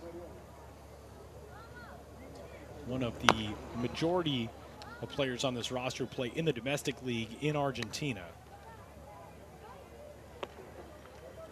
That's the other thing too, Tyler. We're learning about all these leagues all over the world. I mean, back in Germany, even you hear about all these European leagues that go on and opportunities for guys to go play it. We, you know, some of the South African players were playing in Germany. Now all of a sudden, Argentina has a league. 2-1 pitch swung on and missed, and it's 2-2. Pedruzzo, that big nod after he swung and missed, like, all right, that's a good pitch. It's a good pitch trying to get back in the count. All of a sudden now, it goes from 2-0 to 2-2.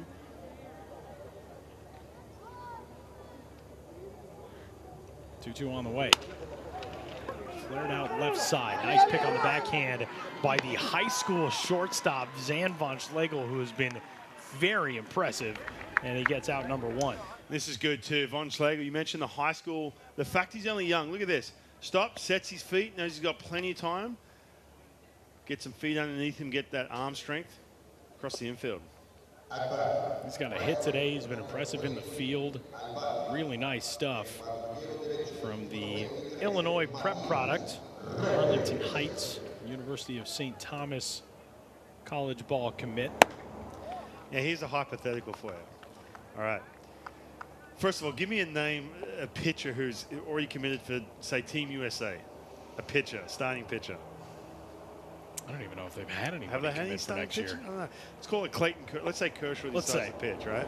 The guy is going to be a Hall of Famer, essentially. One of the best pitchers of his generation. Now, Von Schlegel, you mentioned the fact he's grown up. He grew up in Illinois. Yep. High school player. Let's say Pakistan get through, and let's say they're in that Pool C. All of a sudden now he's facing Clayton Kershaw. He's going to Phoenix. You think about the spectrum of just the, and again, this is what I'm talking about. Some of these guys, they've had that 10-year career in the minor leagues, never quite got to the big leagues, and this is their chance to be on that stage on the same field with the best in the world. Or if you're a kid like this, all of a sudden you sign up, you figure out you can go play for Pakistan, you got that lineage, and you're games away from having that kind of opportunity. I would be very anxious to be a fly on the wall for the conversation that you explained, like, got to take a little time extra over spring break, got to go play in the World Baseball Classic. Yeah, Sorry. I'm going to face Clayton. I might miss prom. Yeah. I got to go to the World Baseball Classic. Wow. Pretty incredible. He has been really impressive out there at short, as it's a 4-pitch walk for Matias Robles, and that'll bring in the backstop, Nakin Dakare.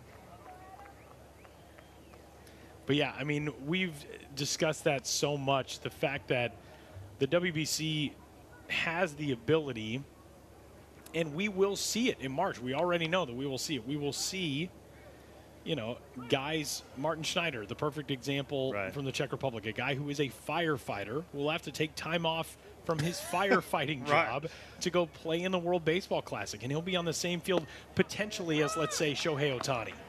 Or some of these other stars who will be in these pools. Right, and you've just got to hope that his boss or the chief is a baseball fan to explain what that means, what kind of opportunity that is. Martin Schneider, the starting pitcher on the last day for the Czech Republic, is swinging a bouncing ball out towards short. Another opportunity, another nice pick on the backhand. 6-4-3. Pakistan turns it. We are headed to the 6th. Zan von Schlegel continues to impress, and Pierce Kahn has spin that thing up the middle. Really nice work defensively to close things in the 5th as Argentina sends the minimum. 3-2 lead for Argentina through 5 in Panama City.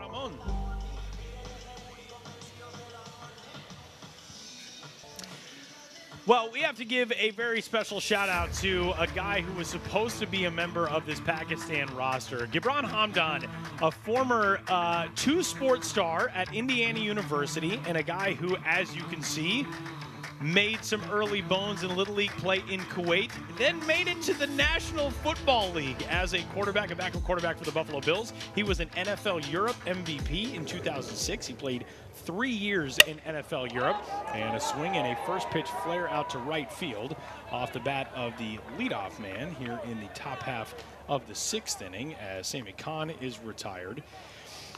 Gibran Hamdan was really like a font of information for us coming into this qualifier with Pakistan as a roster. We didn't know a lot about these guys, and Gibran Hamdan, who helped assemble this roster, reached out to essentially every player, had them send information to him. He passed it along to us. Could not have been cooler or more helpful or more accessible for us. We were so excited to get a chance to meet him. And unfortunately, it was actually a few weeks ago, he tested positive for COVID-19, but continued testing positive, was unable to join this team. We were so bummed to see that news on Instagram, but we wanted to give him as big of a thank you as possible as that pitch comes inside, and we'll add another one, put another one up on the big board. That is hit by pitch number 8. Number 8, day 1. And a big thanks to Gibran Hamdan. I also need to ask him, so we connected over a shared interest. Now, he is much more talented than me at literally everything, but he's an actual graphic designer. I'm just somebody who really appreciates graphic design, and we were talking about, you know, some WBC-related things, the original WBC logo designed by one of our favorite graphic designers, Todd Radom, and but our producer, Tim Fryer, big Buffalo Bills fan, he put that picture up a moment ago of Gibran Hamdan in the Bills uniform. Now, for me, that's like the worst uniform in modern American sports history. And Gibran, if you are tuned in, which I know you are, as the runner is off and a drive in the air to center field, Garcia pursuing this one toward the alleyway, puts it away. 2 gone. I just feel like it's, man, that was an awful look. Gibran, you got to let me know. Now that you're removed from your playing days, you got to let me know. Was that not the ugliest thing? Well, I thought that's what you connected with him over. I thought you guys shared that common understanding that that was a no-go uniform. So not that uniform specifically, and now I threw it out there on, you know, international television that I'm dragging the uniform that he's wearing in that, and now I feel kind of bad now that I put it that way. But woof, it was apologies, early 2000 Bills fans. I think it looks fantastic, and I know Tim Fry's in the truck. He's part of the Bills Mafia, and he agrees with me too, I believe. I think he likes that uniform, Tyler. So all right. I think you stand alone here. I like the blue as the main color. I think it's different helmet. I will say, I did very much like that red Bills helmet back in the day. We got a good uniform matchup tonight. I very much like these 2 looks. Pakistan in the gray tops with the white pants, which ordinarily is a weird baseball look, but Spain had a very similar look in Germany. I like Pakistan's look in Argentina with the powder blue and the gold. I mean, that's gorgeous. And a swing and a miss on the 0-2, and that quietly puts things down for this Pakistan offense here in the 6th. The team that has threatened throughout leaves another man aboard. We'll go to the bottom of the 6th in a 3-2 game. Argentina leads.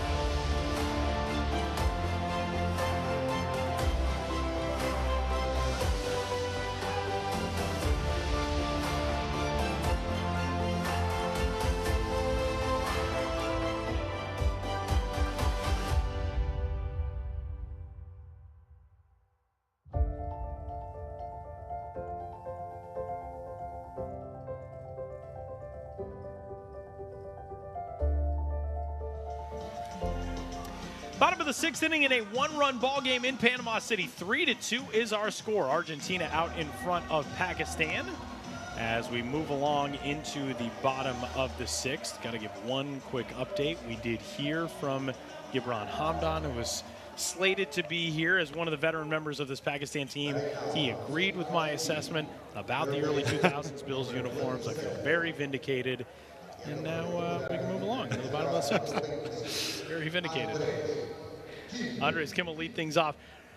Back inside, Estadio Rod Carew, Tyler Mon, Ryan Roland Smith. Ryan, we had no idea what to expect with this game. Right. And this game has been one of the best that we have seen through our week in Germany and now here on day number 1 in Panama. This is a one-run game going to the bottom of the 6th.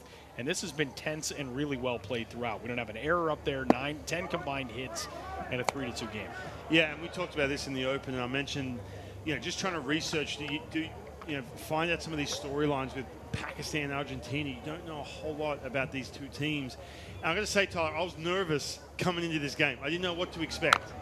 I really did, and I tell people, obviously, around up in Seattle, covering the Seattle Mariners, and you talk to people around them saying, hey, look, these are some of the countries, Argentina, Pakistan, trying to get to the World Baseball Classic. They look at me like, Pakistan?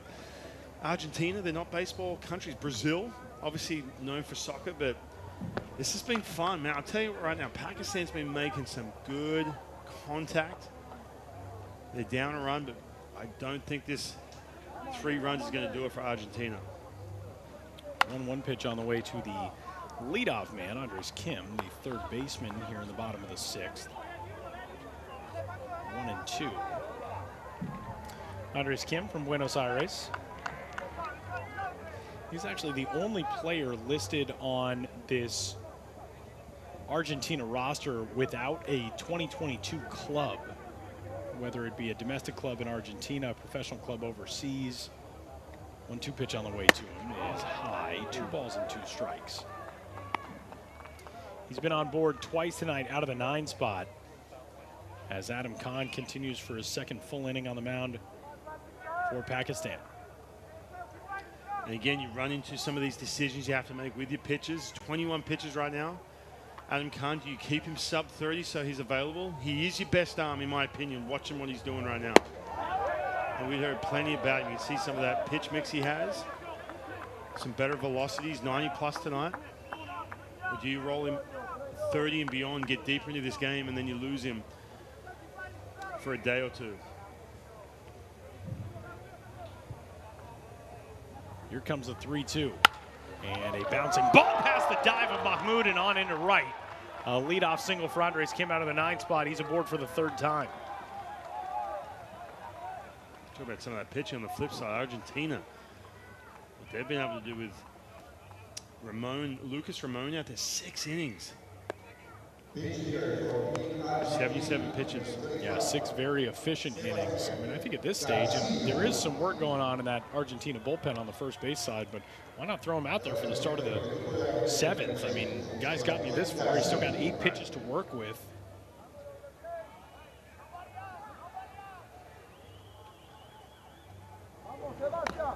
First pitch check swing foul off the bat of Sebastian Garcia, 0-1. And that's been a big pitch too, Adam Khan. A young pitcher. We talk about some of the youth. He's only 20 years old, but able to command that changeup. That's really been the difference, especially against some of these lefties.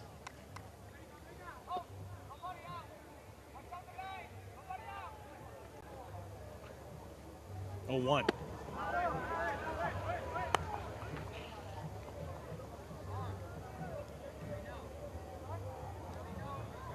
Sebastian Garcia, leadoff double to left center field in the 1st inning. Since then, he has struck out twice, looking in the 2nd, swinging in the 4th.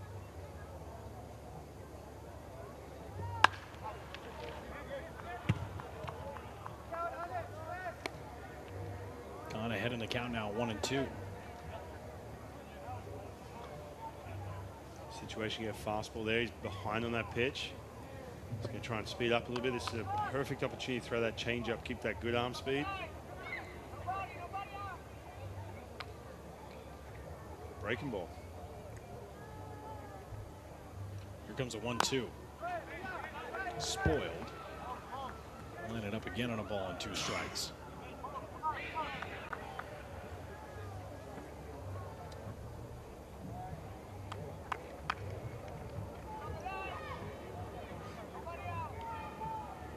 This thing has been a one-run game throughout. 1-0 lead for Pakistan after the top of the second.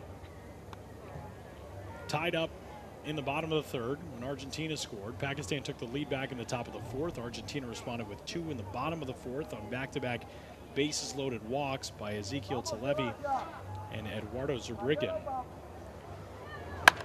4-3 the score. Now bouncing ball left side. Speared over there briefly by Adam Kahn. Trying to get the out at first, and he throws it away. That's going to let everybody move up on the error charge to Alex Kahn, and it's second and third now with nobody gone as Argentina threatens to break this thing open here in the 6th. Man, that's a tough break, too. This is a situation where you have enough time, you just kind of let that ball swim around his glove a little bit, couldn't get that grip.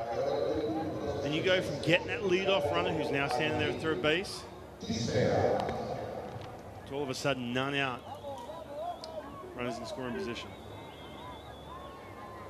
You know, we talked about the decision to eat the baseball earlier in this game on a pop out to first off the bat of this guy, Agustin Teixeira, with the bases loaded. That was back in the 4th inning. And an alert play by Amar Mahmoud to not risk a throw that could have turned into an error, a play in which he's scrambling to try to get a runner going back to the bag. In this spot here, Alex Kahn just trying to make something happen after fumbling that ball over at third, and it turns a bad situation worse. We talk about the game speeding up on you just a little bit when you're on this stage. It's a 1-run game. This is a big at-bat right now for Adam Kahn, the pitcher. Just trying to get that first out. It's so important, keeping those runners where they're at.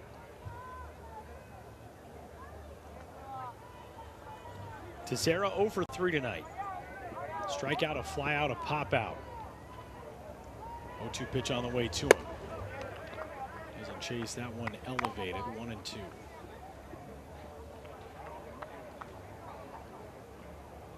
Still nothing doing down in that Pakistan bullpen right now.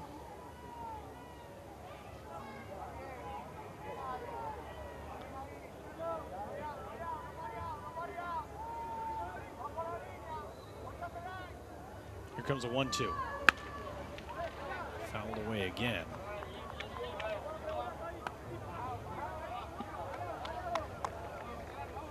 The rain has abated for at least the time being. It's been a little while since we've seen rain falling here in Panama City. It's a late night, 11:15 now local time. For some of these guys too, I mean, showing up, arriving today, having some issues getting into the country. You've got that jet lag, dehydration going on. You mentioned it's late, 11:15. And it's not as though it was a short, easy flight either. A lot of these guys were flying in from Istanbul. So a very lengthy trip with a late arrival on game day. 2-ball, 2-strike count here. Adam Kahn trying to get the first out of this 6th inning. Pitch on the way. A broken bat roller over to third. Alex Kahn.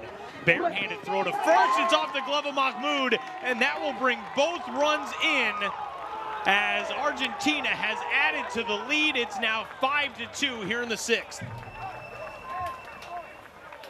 Man, this is a tough break. You get that big out, essentially that ground ball. You know what? Give up a run. That's fine, but you start getting some outs. You mentioned too, Alex Kahn down at third base. Not a bad throw. Got the throw over there. Just couldn't handle it. Mahmoud over at first base. This is where those fundamentals come into play. They can blow a game wide open. Now all of a sudden it's 5-2 Argentina. So both Garcia and Kim come in to score. You know, if Pakistan loses this game, I think the thing that's going to stand out as a point of frustration is you put the go-ahead runs across on 2 bases loaded walks in the 4th. Now here in the 6th, you got back-to-back errors that allow guys to reach and later score. And that's always that same storyline too. Don't let ourselves beat ourselves. You know, it's a situation where you don't want to walk in and start regretting some of these situations. There's some tough plays, don't get me wrong. I mean, you're talking some tough plays, the game's sped up just a little bit, you're playing at this international level. But man, if you're going to get beat, you want to get beat by the team in the other dugout. Not a situation where you start rushing plays and let this thing crawl away from you. That, by the way, goes as an infield single for Teixeira, and then an error charged on the throw to Alex Kahn. So errors on back-to-back plays for Kahn. It was a really good third baseman over there, and just a couple of tough breaks for him. But now a swing and a drive in the air to center field, racing in and diving. It's past Sammy Kahn and on toward the warning track. In to score from second is Teixeira. Digging for third base is Levy. He's there safely. And Argentina now really starting to break it open. It's 6-2 in the sixth. And this is a situation, you play in center field, you got runners in scoring position, you have to keep that ball in front of you the best you can. So you do have to commit to the fact that, you know what, I'm not going to get to this ball, I have to round that off. Otherwise, you're going to get a situation now where you can stroll into scoring position. You see the pitching coach coming out for a visit. Plus, too, there's plenty of outfield out here. Your left fielder, your right fielder is not going to come around, be able to back you up. We saw that in Germany where the ball kind of slowed down. You could kind of make that dive. And that grass out there, the ball would slow down. Not here, the ball's starting to skip through some of that outfield grass. You see the bullpen going. Which, again, is probably a testament to how well this field drains, because it's taken on a lot of water today. With this brand new playing surface here in Panama City, you know, you would not know it aside from some of the diamond dry on the infield. You wouldn't know that this was a field that had taken on this much rain today, and still nobody out here in the bottom of the sixth, as Adam Kahn, it was thrown really well, has had some things just not go his way in this inning. So with Levy at third, Patrick Anderson, the assistant on this squad, who really is making a lot of the calls right now. It's a spot where Syed Ali Fakar Shah, who is the manager of this team, but really was kind of the general manager. He put the roster together. He is trusting his coaching staff with a lot of this work. Patrick Anderson, manager of High A Peoria in the St. Louis Cardinals organization, as Brian noted earlier. Anderson's a guy really familiar with a lot of these game situations and circumstances like this, trying to get his defense positioned correctly. 1-1 strike pitch coming up to Zerbriggen.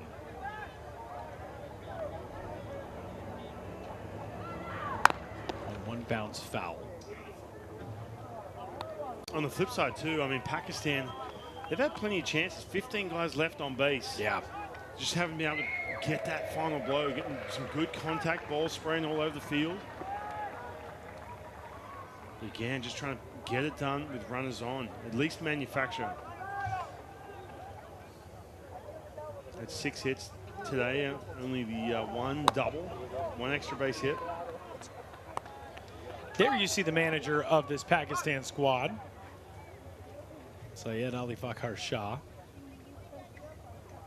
It was his father who really got things started for this Pakistan national program and has gotten this thing up on legs, where it sits now here in a second consecutive World Baseball Classic qualifier, and another drive the other way as Zerbriggen with an RBI single. Levy could crawl home. He scores easily, and already 4 runs across in this inning. And Argentina with a 5-run lead in the bottom of the sixth. Man, we've seen this. We saw this afternoon. It takes these teams, a team like Argentina, they can swing it. It takes you good 4 or 5 innings just to get a feel for what you are as a lineup. And now all of a sudden, floodgates have opened. They've broken this thing wide open. We saw this in Germany, first couple games. Teams taking a little bit to get clicking, figuring out who in your lineup is going to be in what spot. And all of a sudden, look at this, 7-2. It was quite an eventful swing from Jacinto Cipriota, who fouled that ball away, lost the bat, almost lost his helmet too. Goes back to retrieve the shillelagh. Got any pine tar right here or what? Look at this. Ooh. Oh.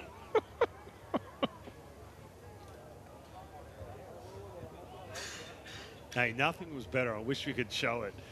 Remember the ball that got stuck, the bat that got stuck up in the net? That was gold.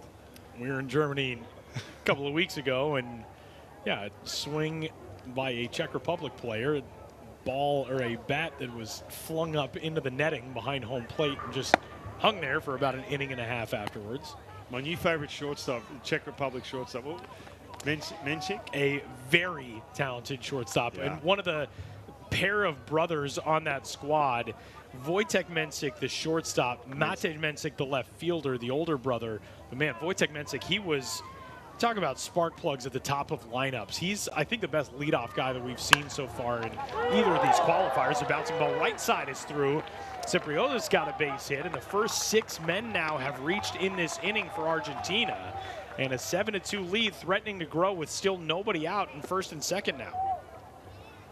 You start getting moving down to that bullpen. It's obviously a young 20-year-old. Adam Kahn starting to run out of gas, run out of answers. Second time through the lineup for him. And for Kahn, coming up on 50 pitches also. He's at 45 now, and that's going to be the end of the day for Kahn. So one thing that Pakistan has been able to do so far, they've kept everybody under that 50-pitch threshold. Askar, the starter, 47, Arif, 39, Kahn, 45. And Pakistan's headed to the bullpen with 4 home for Argentina here in the 6th.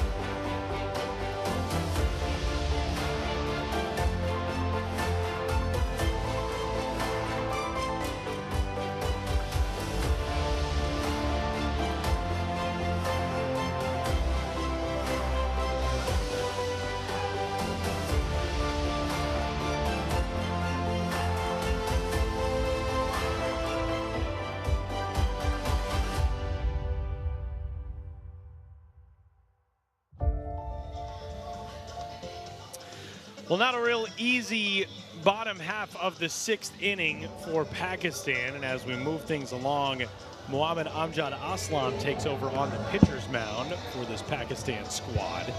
4 runs already across for Argentina. And Julian Pedroso getting set to step into the batter's box. He will be the 7th man to bat in this inning. The first 6 have reached, 4 have scored, and 2 aboard with nobody out, as Amjad Aslam makes his first appearance of the qualifier. Out of Vihari, Pakistan.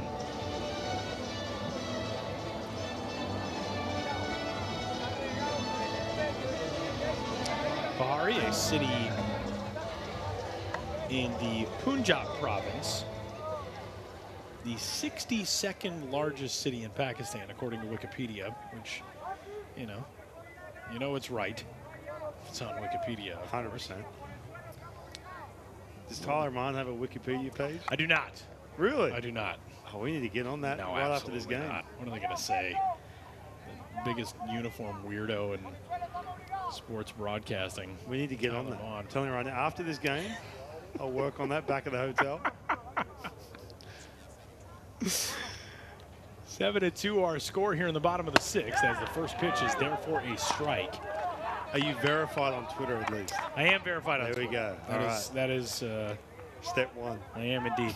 I do remember when I first started working for the college basketball program that I worked for back home, and the guys got to know me. One of them found out that I was verified on Twitter. You would have thought that I had like been elected president. They thought it was the coolest thing.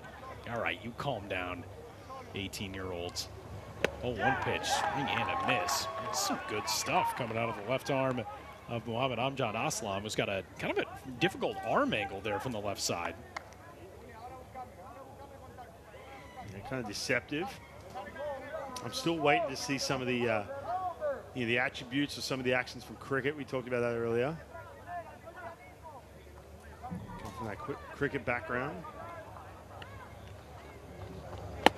0-2, stays up high, 1-2. I mean, I'd love to know. You mentioned where he's from in Pakistan. I'd love to know, what was it? What was that moment where all of a sudden you got dialed in with baseball? Was it a parent? Did you see it on TV? That is one of the things that is forever going to be my first love about these international events. As a called strike 3 freezes Pedruzzo, and an impressive first batter faced by Mohammad Amjad Aslam. And strikeout number 1 here in the 6th. It is out number 1 in the 6th. Yeah, you think about Aaron Judge, all of a sudden, in that home run chase he's in right now, and it's captivating. I mean, it's captivated the whole world outside of baseball fans. You talk about some of the big moments, obviously, World Series, the New York Yankees in the 90s, or whatever it is that captures the non-baseball fan. And you wonder, places like where Aslam is from, is that news getting there? No, obviously not for the non-baseball fan, but anyone who's interested in American sports or whatever it may be. Those stories of how players find their way to baseball from these international teams are just so fascinating to me. We've talked about your story in the past. No pitch on the way. We were even talking about, Tim and Christian Lopes, 2 guys who made it to the big leagues on that Brazil squad, and how when they were kids, their father went to sign them up for baseball, and Tim was so ready to go. Christian had no interest in it, started crying when his dad said he had signed him up for baseball. Here's the 1-1 on the way. Only 2 strikes on Robles now. But yeah, I cannot imagine that Mohammad Amjad Aslam, when he was a kid, growing up in Vihari, really had a whole lot of designs on, one day I'll pitch for the national baseball team. I'll be in Panama, pitching against Argentina.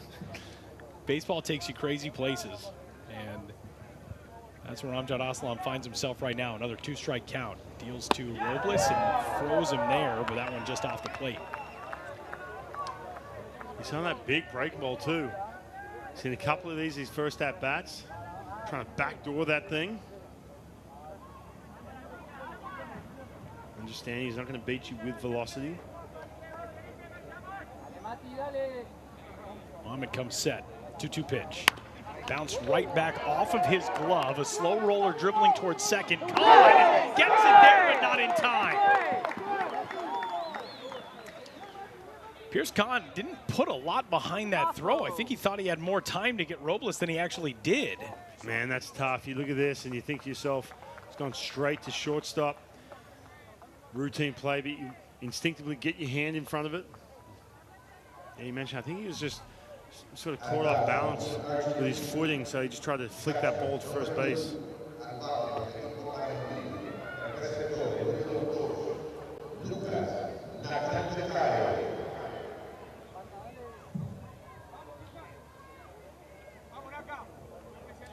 So the bases are loaded now.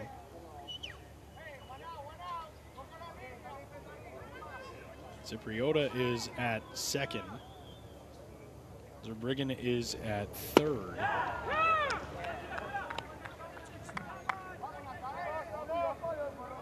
And with one gone, the 9th man to bat in this inning, Nakandakari, who is 1 for 2 with a walk, a single, and a run scored. Amjad Aslam puts the 0-1 there for a strike. This is what you need right now. You need a strike thrower. Yeah, for sure, 100%. Good things happen when you're getting good counts. Doesn't matter what kind of stuff you have, what country you're from, it does not matter. You know, you hear about this all the time with kids. They all want to throw gas. They want to throw just wicked sliders, but talk to the best guys in the game and you can witness it. What kind of counts do they constantly get in? 0-2 on the ground to second. 4-6-3 inning over. Man, oh man, that middle infield pairing has been really impressive tonight as Kahn gets it to Von Schlegel, who hustles it to first. Second double play bounced into by Nakandakari tonight, and that closes things in the 6th. We're headed to the 7th. Argentina's out in front, 7-2.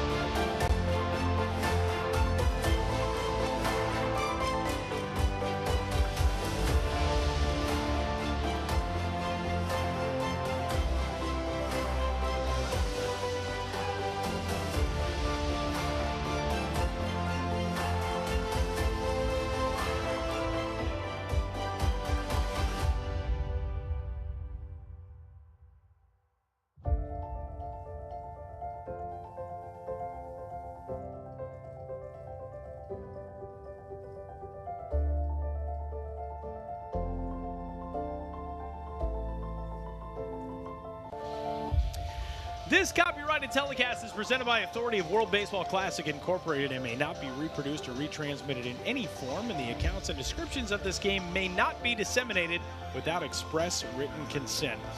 Back in Estadio Rod Carew in Panama City, it's a 7-2 lead for Argentina over Pakistan, but we have news from a couple of time zones west, and congratulations to the dude sitting to my right, Seattle Mariners color analyst, pre- and post-game show host, all-around legend, Ryan Roland Smith. The Seattle Mariners are headed to the postseason for the first time since 2001. Longest playoff drought in major American professional sports is over. A 2-run walk-off homer by Cal Raleigh. First off, I feel like I got to apologize to you and to M's fans for having stolen you from the final days of this playoff chase, but you'll be back for the actual playoffs. Look, put it this way, I will say this. Now, yes, I am missing this big moment, whatever, but I am extremely excited, honored, privileged to be sitting here calling World Baseball Classic games, a game I love on the world stage. But massive congratulations to the Seattle Mariners. You've got to understand that baseball community, that fan base, 21 years of trying to figure this thing out. And they have a really good thing happening. It's going to be this year and years to come. Exciting time and dramatic fashion to Cal Raleigh. Walk-off, home run, 9th inning, 2-1 Mariners. So big congratulations to my team. Can't believe it. Amazing stuff from that Mariners team as we've got a pinch hitter into the lineup. Umer Bhatti will bat in the leadoff spot in the 7th inning, the 9th spot in the order in place of Amar Mahmoud, the first baseman. Goes after the 0-1, but it's no balls and 2 strikes. And was there any way that they were going to do it that wasn't going to be a walk-off? Right. And that team, what is that, like their 86th walk-off win of the year this Yeah, year? exactly. Is that what it feels like? Their 120th one-run game. No, it's good times in the Northwest. Good time to be a Seattle Mariners fan, that is for sure. And it's such a fun team. You know, we talked about the Mariners' embrace of the international game, from letting Julio Rodriguez go to play in the Olympic qualifiers and in the Olympics last year, and of course letting Harry Ford, their top prospect, play for Great Britain in the qualifier in Regensburg last week, the week before. The Mariners are big supporters of this international game. And a franchise finally back to the postseason. The 0-2 is up high. You see Argentina busting open 4 runs in that 6th inning. Now 7-2. Pazzi waiting, 1-2 pitch. He swung on and missed. This is a new arm into the game, by the way, as Lucas Ramon, 6 fantastic innings, but the first strikeout onto the line of Eric Ma, the right-hander out of Buenos Aires. You see that velocity too, and we talked about this in the first game and quite a bit. When you have situations where you have a non-traditional baseball country, obviously Pakistan, we've talked about that a ton, then all of a sudden you face plus velocity that you've never seen. It is tough to catch up. Saw that with New Zealand earlier today. Back to the top of the order, and Sean Sundu. Sundu, as we noted, from Japan originally. He's from Kagawa. He plays his college baseball at Josai International University, and he really does have the setup, the stance of kind of an NPB style hitter, that very upright stance, the light grip of the bat, slightly open in from the left side. And he has had some really good contact. He crushed a ball to right field his last time up, but Matthias Robles was there waiting for it on the line out to right. He does. He has that quick setup, that quick load with that front foot. Short to the ball. No practice swing either. That's another thing in Japan. Skies this one shallow center. Garcia coming in. 2 gone. I mean, you rarely see that. You know, they really don't have the practice swing the way they set up. It's all about breathing. They talk about their breaths, and you know, playing with Ichiro Suzuki or Kenji Jojima, they talk about, you know, some of that lowering the heart rate. But yeah, interesting though.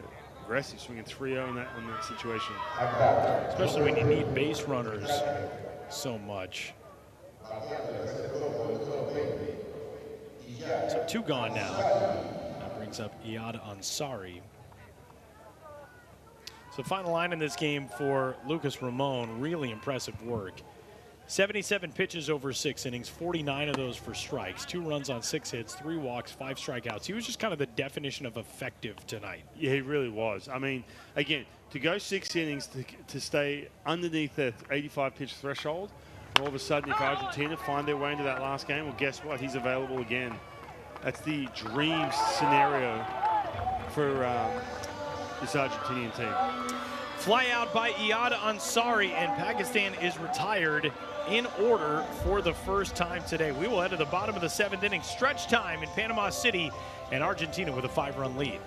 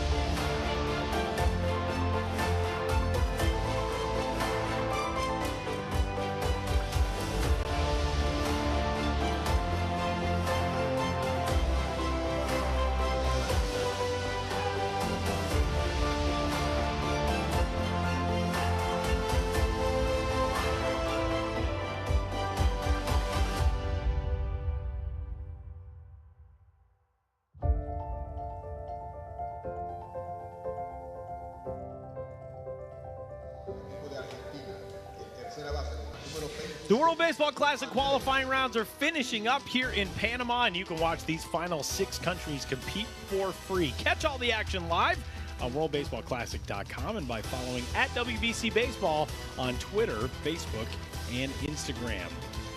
So Panama baseball fans getting set for tomorrow night as their team, the host nation, will jump into the pool for the first time here on home soil in 2022. That's going to be fun. We saw when that German crowd came out in Regensburg, Germany. It's hectic. They will get the winner of this game tonight. Argentina right now with the inside track to the winner's bracket.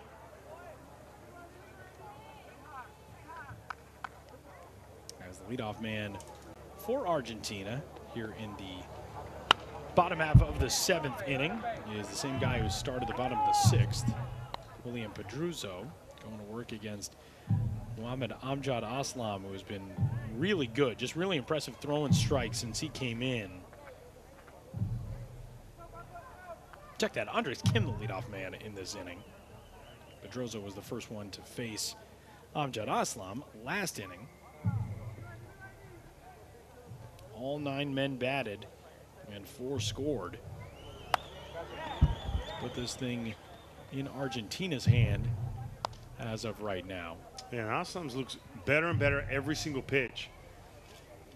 So he's a little hesitant, taking time. The tempo wasn't quite there. Now all of a sudden, see him getting right back on the mound. Throwing that big breaking ball, challenging guys, getting good counts like this, 1-2. Here's the 1-2 pitch on the way. And Amjad Aslam leaves that one up. 2 balls and 2 strikes. Kim with a couple of singles, a run scored in the 6th, a walk in the 4th.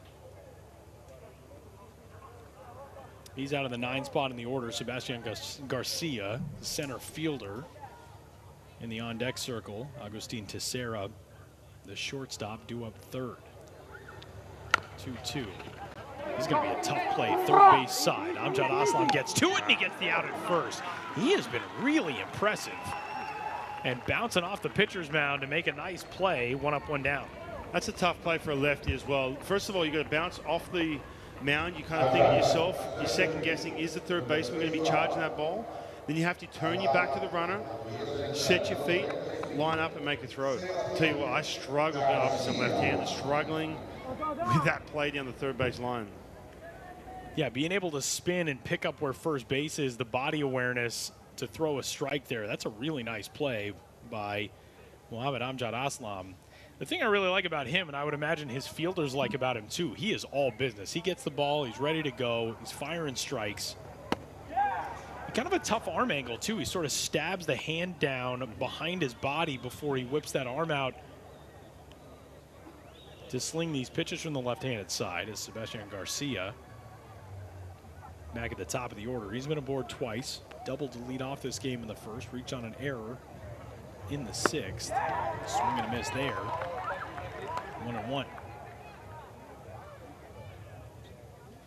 Yeah, you mentioned you call that stabbing with his hand when he's goes straight down, back up. And usually when you talk about, arm path efficiency, if you want to start, geeking out about biomechanics, but usually you try and stay away from that with young kids. But you can see with Aslam, it's more of a timing mechanism too when he's coming down the mound. When you're this age, and that's something you just naturally, organically do, it can get you into a good position timing-wise.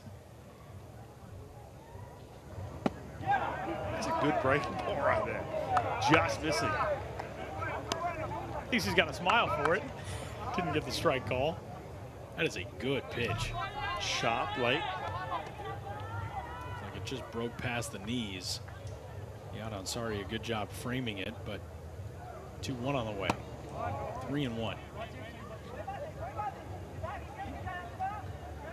So what's a new ball?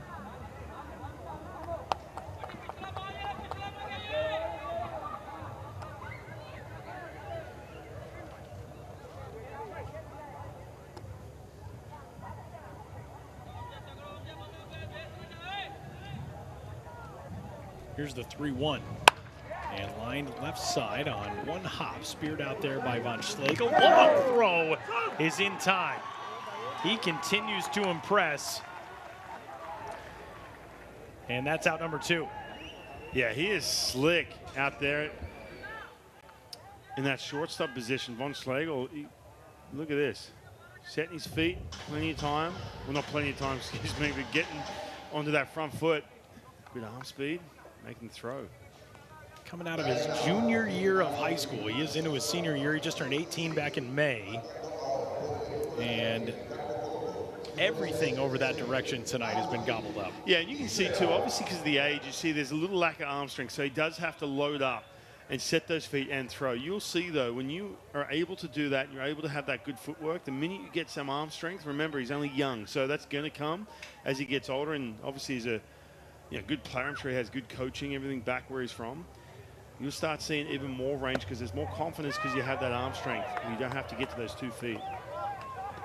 The Tommies, they were getting a good one. University of St. Thomas, the first school in the history of American collegiate athletics to move all of their sports programs from Division III to Division I in 1 year. They did that last year. They jumped into the Summit League. That's where they play their college baseball. That's where this young shortstop, Zan von Schlegel, will be plying his trade at the college level. But man, with his skill set, as he continues to grow into his body, who knows where the ceiling is for von Schlegel. He has been really fun to watch. 1-1 pitch on the way. 1-2. Again, another good count. Good fastball, good breaking ball. He's got the slider and curveball, 2 different speeds on those breaking balls.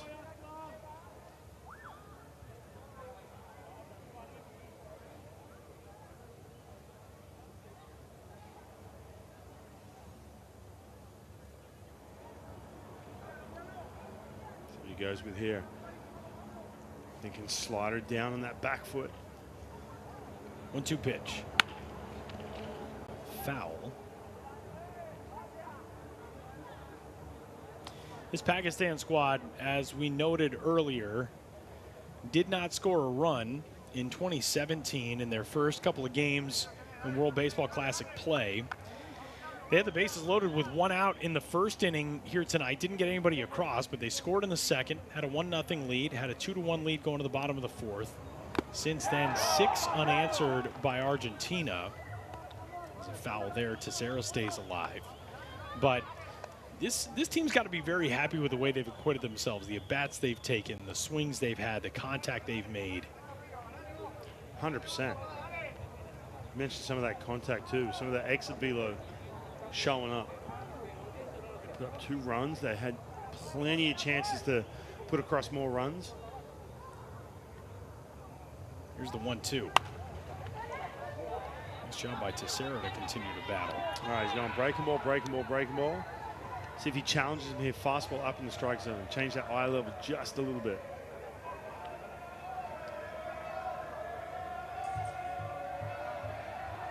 One ball and 2 strikes. Amjad Aslam trying to put away Agustin Teixeira for the final out of the 7th. 1-2. Lined out into shallow left center. That'll get down for a base hit. Von Schlegel gave it a look off the bat and then turned to try to chase it down, but a clean single there for Teixeira. So a 2-out base hit, and that'll send it to the 3-hole and Ezekiel Talevi. Right pitch, just bad execution. We talked about elevating that fastball. That was just too much plate with 2 strikes.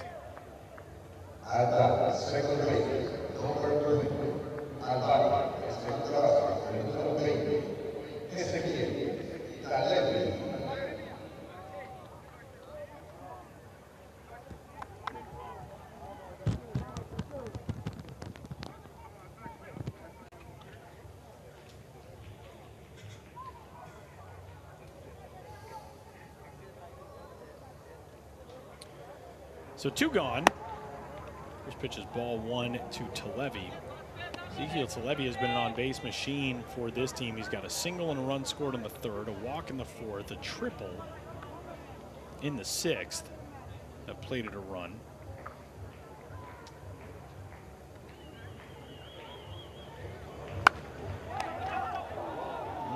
That thing off the facing of the dugout over on the first base side.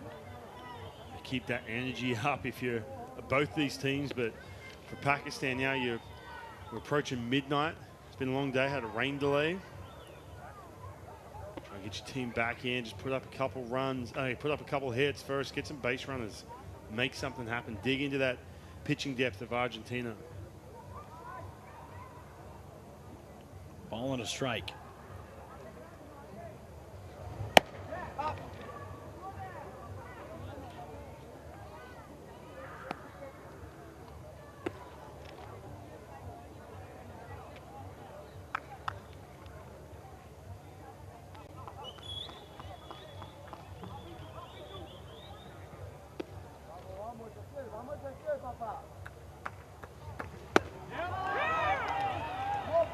Down even now at 2-2.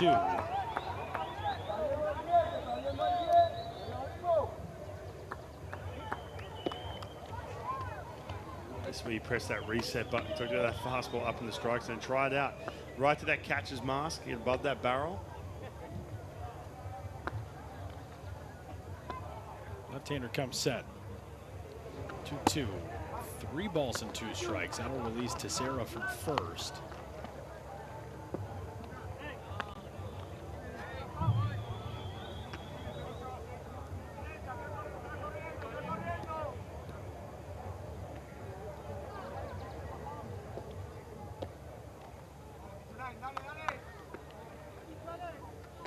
Left-hander ready again. Amjad Aslam kicks and deals, and the 3-2 is high for ball 4. And for some reason, Iyad Ansari decided to throw that ball down to second, and it gets away into center field, and that's going to allow Teixeira to advance. A little lack of focus right here because situation, look, if that's strike 3 anyway, that's the end of the inning. Ball 4 obviously gets second base. These are those fundamentals. You know for sure in that dugout, Patrick Anderson's looking around saying, all right, I know what we need to work on here as a country. Get some early work in potentially in the next couple of days.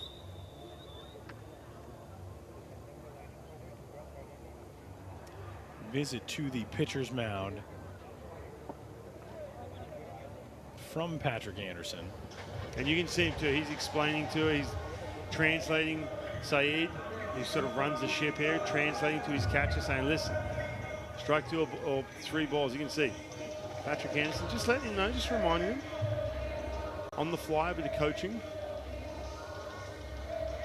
It's important too. Look, we all know that obviously trying to get there's 2 teams trying to qualify. We get that. But we talked to Patrick Anderson yesterday, talking about some of these young players, some of these inexperienced players, just getting them a chance to play at this level and to learn something, pick something up for this national program moving forward. And this is all part of it. Some of those growing pains you'll see. That man right there, Saeed, who has a big task ahead of him to try and build baseball in a place like Pakistan where in sport, cricket rules. Definitely not a baseball country, we all know that. Yeah, it's just a frustrating moment for a coaching staff. And, you know, a game in which you're still in striking distance, but you make a mistake like that and you put a man now 1 station away, and a wild pitcher pass ball comes into play. You know, in the 3rd inning, that's how Argentina tied this game. A wild pitch had allowed Levy to advance to 3rd. He scored on a pass ball. They made it a 1-1 game.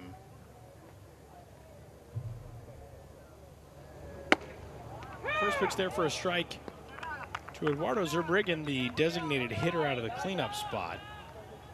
0-1.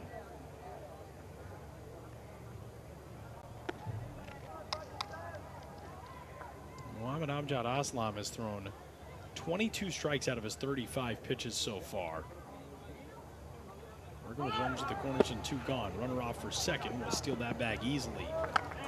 So now second and third and 2 gone.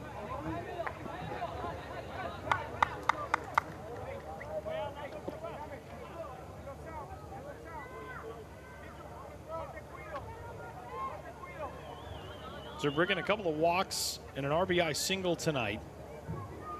He's 1 for 2.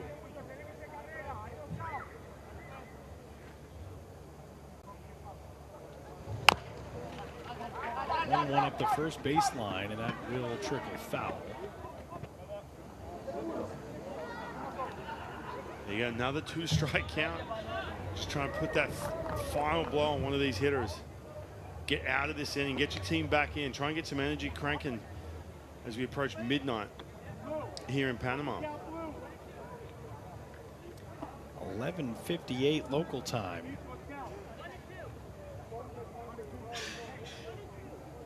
You made the right call by going with the late cappuccino. I should have followed suit. It's a veteran move right there.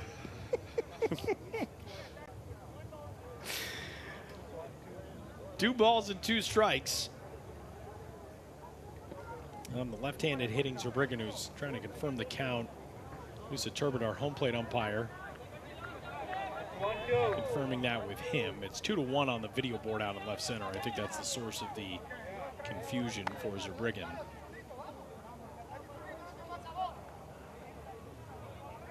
Yeah, it is 1-2. That pitch is down.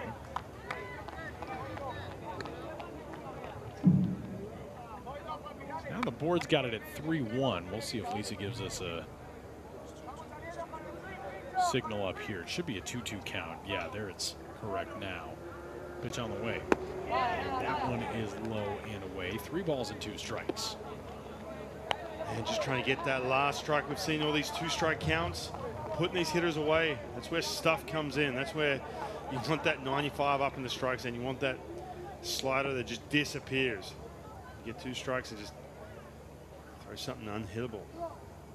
3-2 pitch on the way. Down! Called strike 3. Fastball on the outside corner, and Muhammad Amjad Aslam has done some really nice work on the pitcher's mound. He rings up his first strikeout there, and we move this one to the 8th. Our score, Argentina 7 and Pakistan 2.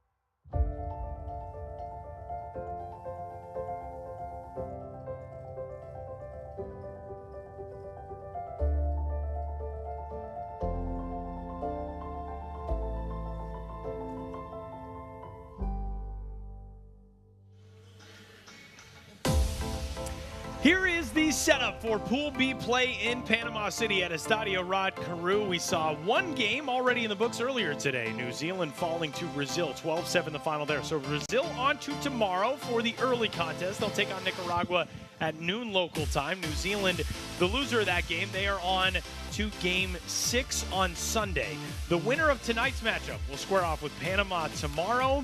And those will be our day two matchups from here at Estadio Rod Carew, as we've got a new left fielder in the game for Argentina as we move along here in the top of the 8th inning. First pitch swinging, a bouncing ball left side off the bat of Alex Cuddy. The pitch went up, one down.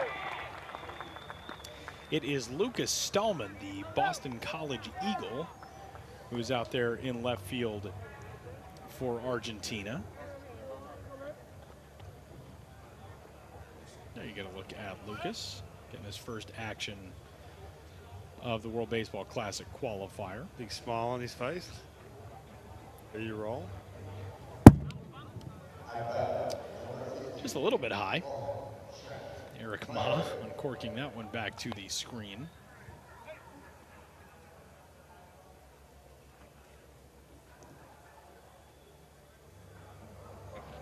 Lucas Stallman, a member of that Boston College squad who could play another season here in 2022 as a senior because, or in 2023, I should say, as a senior because of the lost season due to the pandemic. The NCAA granting an extra year of eligibility to college athletes across sports that were affected by losing their seasons due to the pandemic in 2020.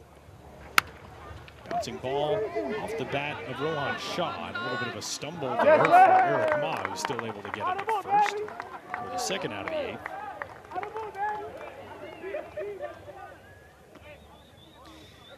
It's always good when you can share a laugh with your dugout on a play like this because you have the 5-run lead. Yeah, you got a 5-run lead and you make the out too. This ball trickles past your first baseman. It's not so funny in that situation. You can see Jacinto Cipriota start laughing as he picked that ball up over at first. So 2 gone, and that brings up Sammy Khan. And actually, we got a pinch hitter in this spot. I'll never forget. Coming out of the dugout, I'm pitching against the Angels, and I trip as I'm going to the mound in about the 4th or 5th inning. And my catcher, the entire time, is laughing behind his master in the warm-up pitches. And I called him out, and I said, listen, that's a good play right there. Way over in foul ground. That was Sammy Khan at the plate. Andres Kim able to make the grab. We'll talk about that story when we return because now I got to hear it. Headed to the bottom of the 8th, 7-2, Argentina with the lead.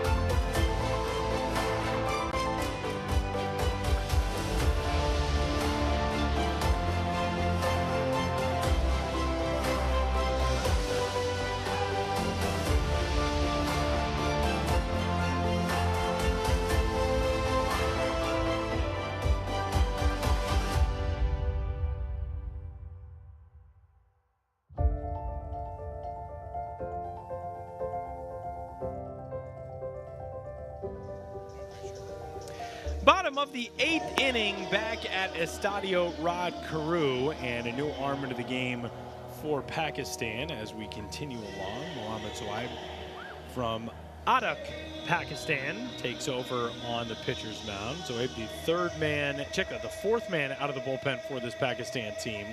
and he takes over after Muhammad Amjad Aslam did some really good work out of the pen for his 2 innings, 2 hits, no runs allowed.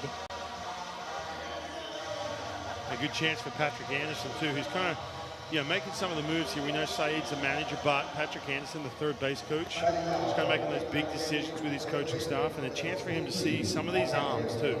It's always important. Again, you get limited games leading into this qualifier. You don't quite know what you have, and that goes deep, offensively too, how to really construct your lineup. And he gets a chance to see another one of his lefties. Jacinto Cipriota will lead things off against Sohaib, the left-hander. Kicks and deals his first offering at the bottom of the 8th inning, and a big swing and a miss. All right, so prior to the inning break, you started telling a story. You're headed out to the mound. Right. You trip and fall. What, did you trip over the baseline? What was the deal? Just over grass. Over about 3 blades of grass. In front of packed house too, by the way. It's a weekend game. You're in Anaheim, is that what you said? Okay. Yes, as a matter of fact too, Amanda, my wife, who you met in Germany. I did. We had just started dating, so she was at the game. Oh, so, man. I'm trying to look super cool, right? And sure enough, trip, fall over. And I look at my catcher warming me up, and I can just see him his shoulders going up and down because he's laughing so hard. So what I did, couple of things. Number one, I said, here comes a slider. I threw a fastball trying to cross him up. And number two, I called him out and said, listen, if I get lit up, it's your fault for laughing at me right now. No one else saw that. And it was a good moment, but it was funny. Now here's the real question. You have to laugh. Did Amanda see it? She said she did. Okay. I don't believe it. Swing and a miss on 1-1. It's 1-2. Well, she continued dating me, so that's true. That's true. She wasn't. She wasn't going to kick you to the curb over your moment of humiliation in Anaheim. Exactly. 1 ball and 2 strikes on Cipriota. Jacinto tonight, 1 for 3 with a walk and a single. 7 runs, 11 hits, no errors for Argentina. 2 runs, 6 hits, 4 errors for Pakistan, as Sohaib wants to talk things over with the new backstop into the game, Umair Badi. So Badi taking over behind the plate after he pinch hit for Amar Mahmoud, the first baseman. So we got a new first baseman into the game for Pakistan as well. And that's actually just a defensive switch for Iyad Ansari, the starting catcher in this game. He's over at first now. 1-2 pitch on the way. I've seen some good velocity too out of these lefties. Not plus velocity, what we're used to seeing in the US, obviously. Remember, you come from a place like Pakistan, you don't, you go in, you do a deep dive into their social media. Some kind of the best kind of vantage point you have to see what kind of facilities they have over there. It's not a situation where you just have, fields that are designed for. 1-2 swung on it, missed, and that's a fastball blown by the swinging bat of Cipriota. 1 out. And that's that velocity we're talking about. Look at this, just straight challenge right here. That fastball out over the plate. Just flat out missed it. Another look, fastball out. Let your hands get extended, but that just beat the bat right there, Cipriani.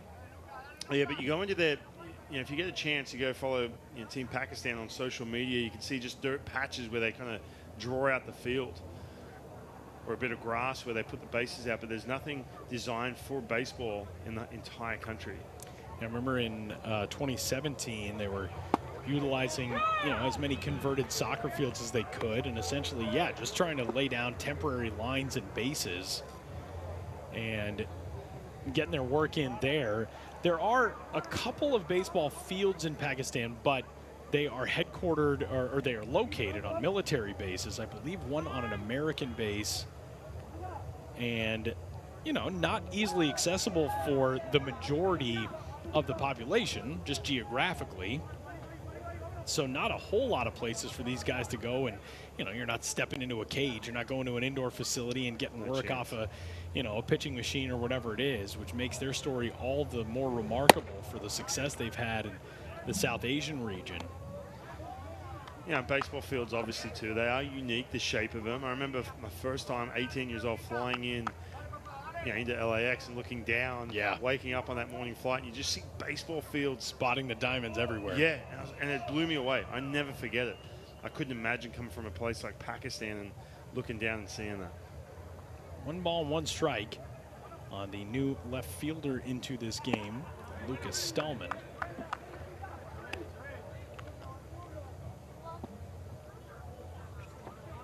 Looking ahead to the top of the 9th inning. It'll be 6, 7, and 8. Zanvon Schlegel, Pierce Kahn, and Shahid Sattar, as long as those 3 stay in the lineup.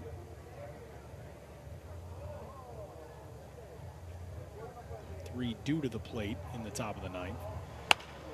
So I'm gonna pop up shallow right field, racing in and making a great running catch. Sean Sundu gets there. 2 gone. Sundu was positioned pretty well, but he still had to run a long way to make that play. And he ends it by jogging to the shortstop position. 2 gone.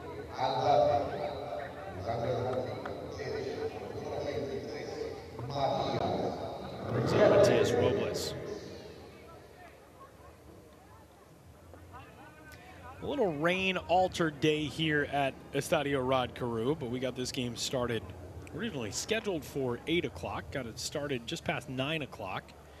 And here we are a little past midnight. We got to be back at this ballpark, and it feels like just after a short nap. We'll be back here in the morning for our 12 o'clock first pitch between Brazil and Nicaragua. That'll be a good game. Nicaragua and Panama, the top 2 seeded teams, coming into this Pool B qualifier here in Panama City. Excited to see the host nation tomorrow night. We know we've already got a lot of tickets that have been sold and that are out there, and hoping to have this place jam-packed tomorrow night. Yeah, it's going to be fun.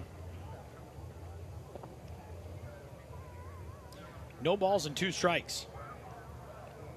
Mohamed Zoaib trying to sit down the final man he faces here in the 8th. 0-2 on the ground left side, and that's past the dive of Von Schlegel and on into left. So Robles comes through with a 2-out single. And that'll bring up the backstop, Lucas Nakandakari.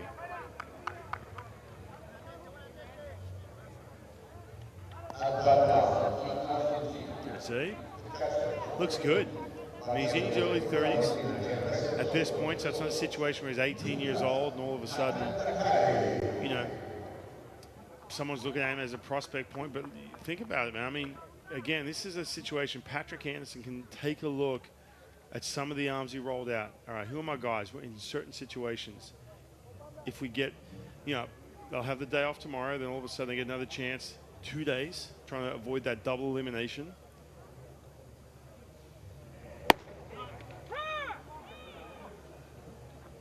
First pitch there for a strike to the 8-hole hitter, Nakandakari. Lucas has been aboard twice tonight. He walked in the 2nd, singled and scored a run in the 4th. He's also grounded into a pair of double plays in the 5th and 6th. He ended each of those innings.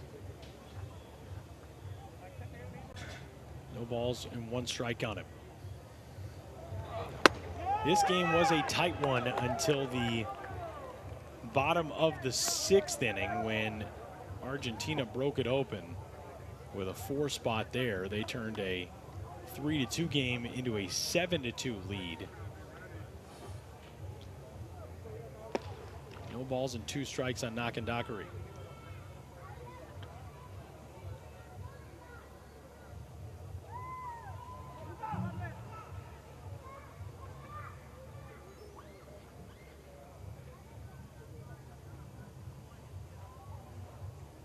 Oh-2 on the way from Zoaib is a called strike 3. And that will do it for Argentina in the 8th. But we go to the 9th, and Argentina in control of this one, trying to close out a day 1 victory over Pakistan from Estadio Rod Carew in Panama City.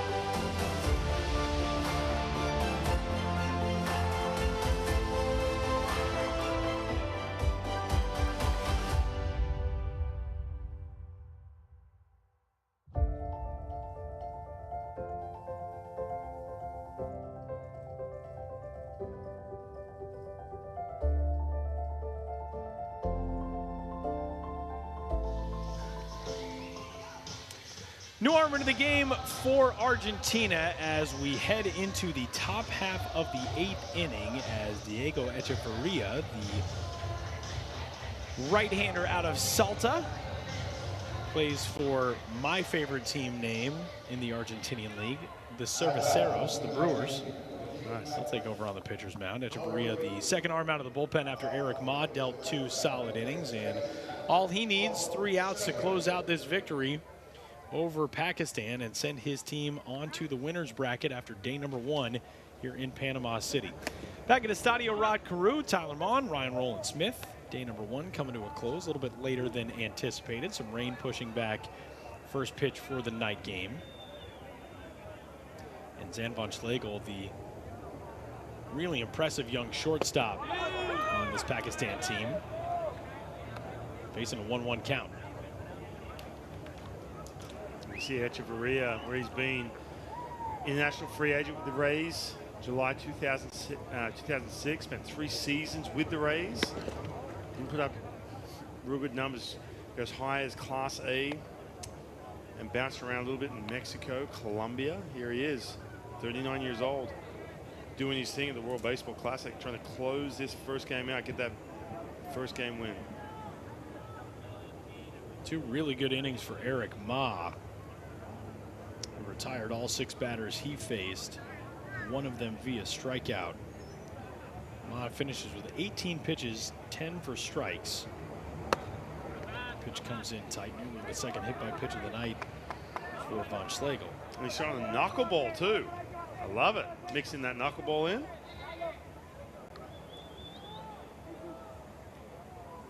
3-1. Echeverria comes home, and a swing and a miss there. Pitch before that featuring that knuckleball. And then coming back with a fastball, which does all kinds of wild things to timing. Here comes the 3-2. Van Schlegel left side, speared on the backhand by Tessero. Long throw and a terrific play by one shortstop to retire another. Van Schlegel gets robbed of his second hit of the night. We've talked about this young man a ton. Look, he's still in high school, but on the other side, Tessero, look at this play. Look at the arm strength too. Off balance on that back foot.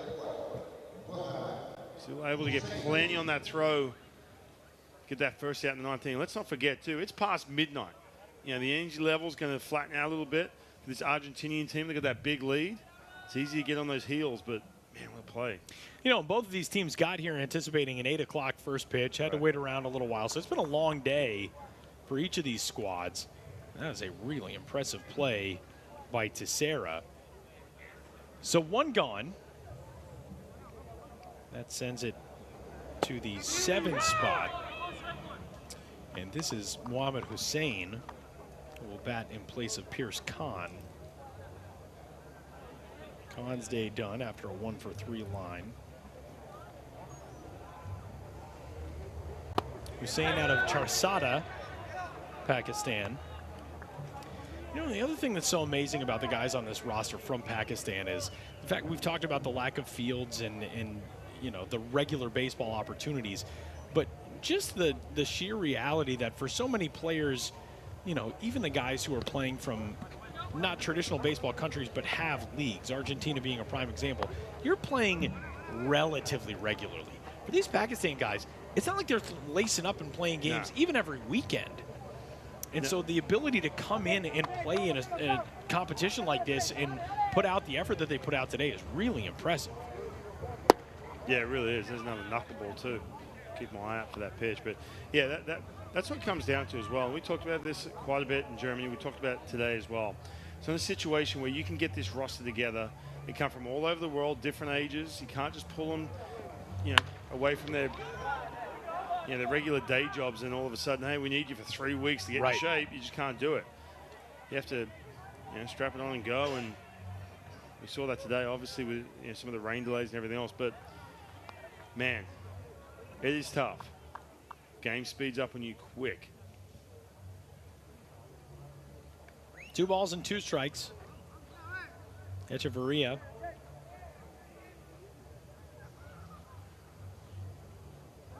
ready to go, 2-2. Hussein staying alive on a couple of foul balls.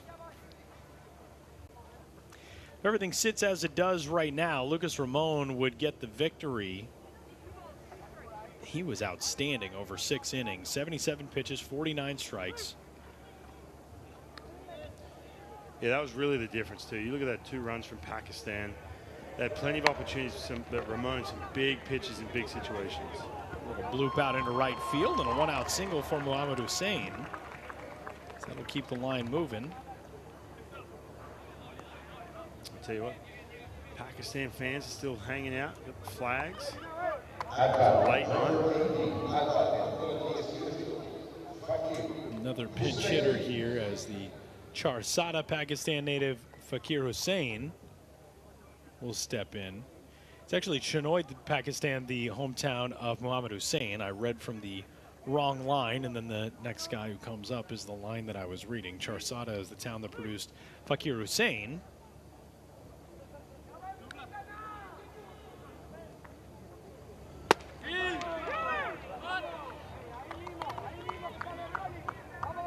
No balls and a strike on it. Hussein going the old school look, no batting gloves.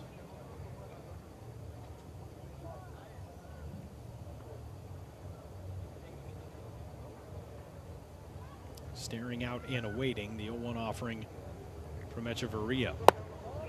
Holds up there, 1-1. Echeverria just not able to command that knuckleball. Some tough counts. That pitch is pretty filthy though from looking from this angle. Has to get right back to that fastball. It's kind of flat and hittable for these Pakistan hitters.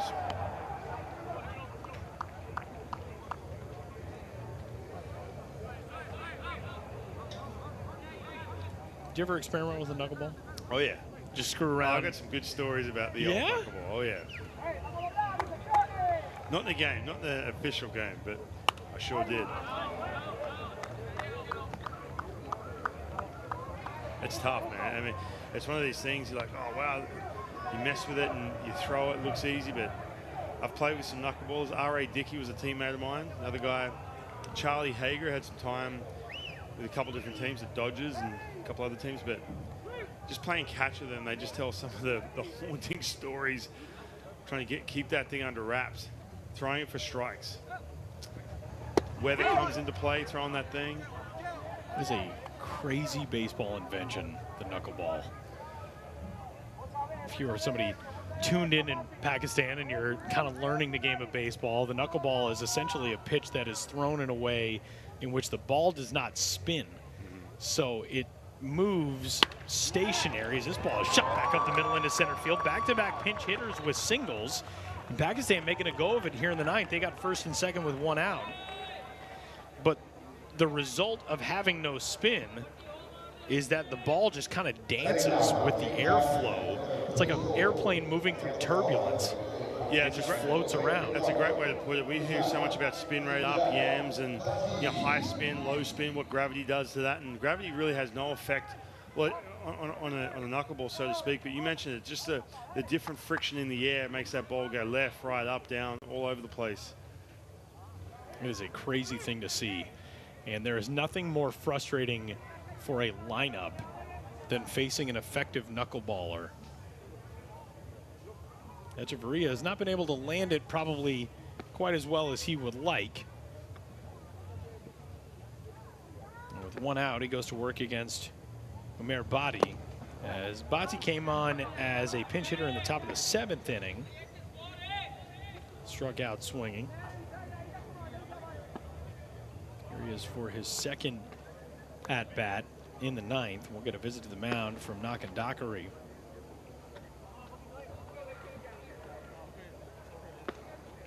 Umair, one of the 3 catchers on this roster. He's out of Lahore in the northeastern part of Pakistan.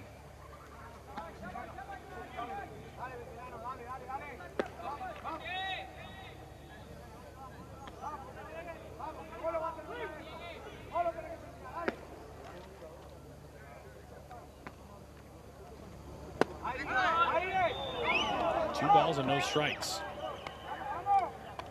Not getting that pitch away from these righties at all. It's been out there consistently, just not getting that call from home plate umpire Lisa Turbot. 2-0.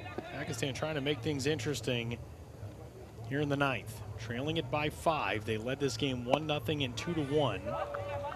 Since then, 6 straight scored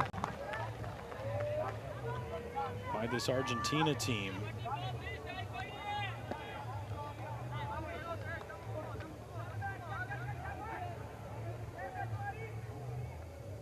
Three balls and no strikes. If you put body on, all of a sudden the tying run moves into the on-deck circle here in the ninth. There's strike 1.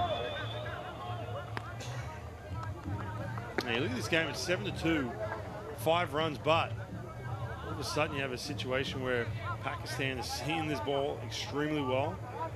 Can't get that knuckleball over, so you can just sit straight fastball middle.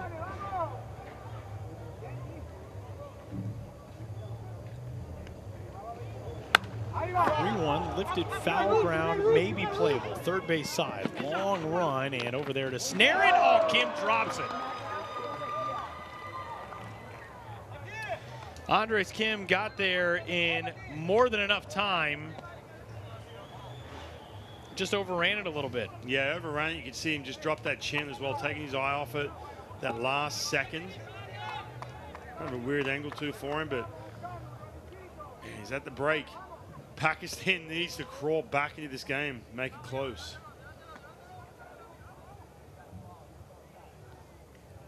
Three balls, 2 strikes, 1 gone. 3-2 is fair up the left field line. Around third and scoring is Hussein. And it is a 1-out double, maybe the throw in behind. The play with the batter runner, Bhatti, trying to get to second, and he's thrown out. So Mohammad Hussein scores from second easily. Fakir Hussein is into third. I thought Bhatti was going to make it easily to second base, and the backstop unable to get there. So it's an RBI single for him, but he is retired. That's just a bad turn of the base. You mentioned it. He had plenty of time to get to second base, but these are these fundamentals. We've talked about this constantly. And a bad slide too. But when you're a country like Pakistan, you're still trying to get these faster reps at a higher level. The fundamentals are massive, and you think about how crucial that run at second base. Obviously, the drop played from the third baseman from Argentina. All of a sudden, it's 7-3, but that's a big out there at second base. So Pakistan still alive. 2 outs, back at the top of the order now, and Shan Sandhu. You know, this team may not get into the winner's circle tonight, but they did not score a single run in the 2017 World Baseball Classic Qualifier. They have surpassed their combined hit total from their 2 games played back in 2017. They only had 6 total hits. They've got 9 tonight, 3 runs on 9 hits. The thing that Pakistan is going to take away from this game as a loss are the self-inflicted issues from tonight. The walks, the 4 errors, the hit batsmen, some of the miscommunication in the field. But with all of that, I think you look at it, there are a lot of positives coming out of this game for Pakistan. And for Argentina, 7 runs, 12 hits. You go on to tomorrow, you're going to take on maybe the heavy favorite in this qualifier in Panama on the other side. Yeah. There's a lot of good stuff from both of these sides tonight. Yeah, there really is. And you mentioned, you know, walking into that, you win this first game, yeah, you have a chance to take on one of the highest seeds tomorrow. You get that game, and all of a sudden you're in a situation where you can qualify in that third game. But, you know, there's been plenty. Again, we talk about the lack, obviously, in the pitching staff, the experience, some of the fundamentals from Pakistan.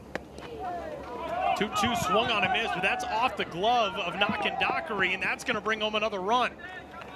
And now the tying run moves into the on-deck circle in a 7-4 game as the strikeout allows the base runner to reach. And this is the result of that knuckleball being too filthy. just bouncing out of that glove. That's a tough ball to capture especially if you're not used to seeing it as well. That goes as a strikeout pass ball.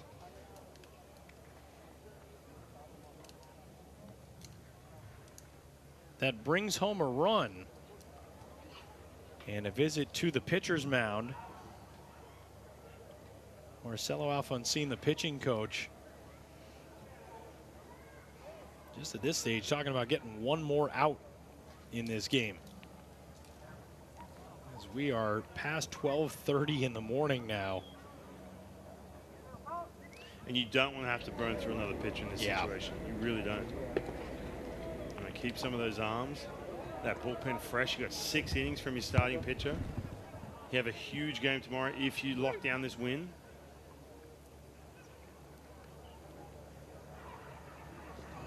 Echeverria trying to get one more out and get his team onto the winner's bracket tomorrow to take on Panama.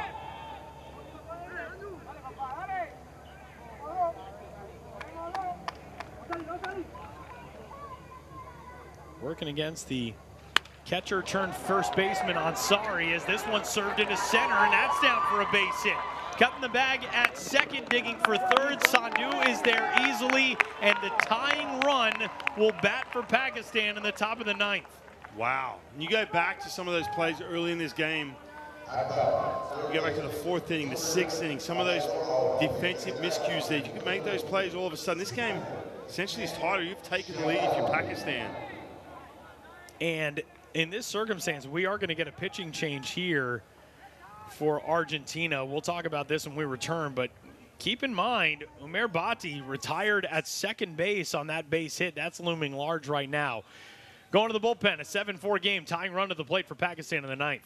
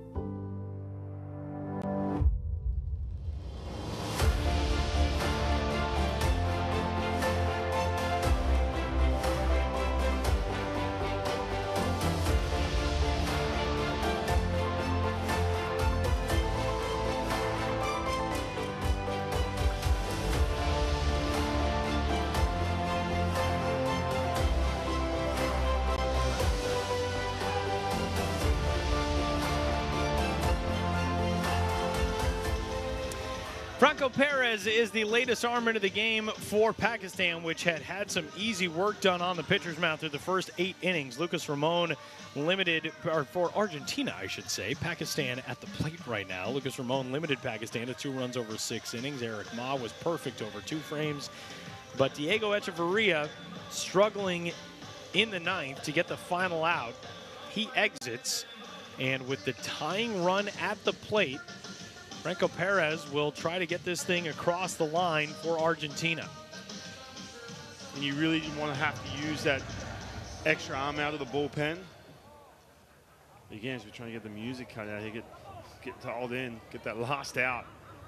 And a big out too. Look, it's 7-4, but you said it. Tying run at the plate, having a tough time locking down this Pakistani lineup. And you're digging into the teeth of the order right now. Alex Kahn at the plate. Kahn 1 for 3 tonight. Single in the first inning, a walk in the third. He was caught stealing. He has since struck out and grounded out. Pitch down and away, 1-1 to him. Pretty good pitch right there, breaking ball. It's been an interesting strike zone all night. A little inconsistent. Perez trying to shake off some of that frustration.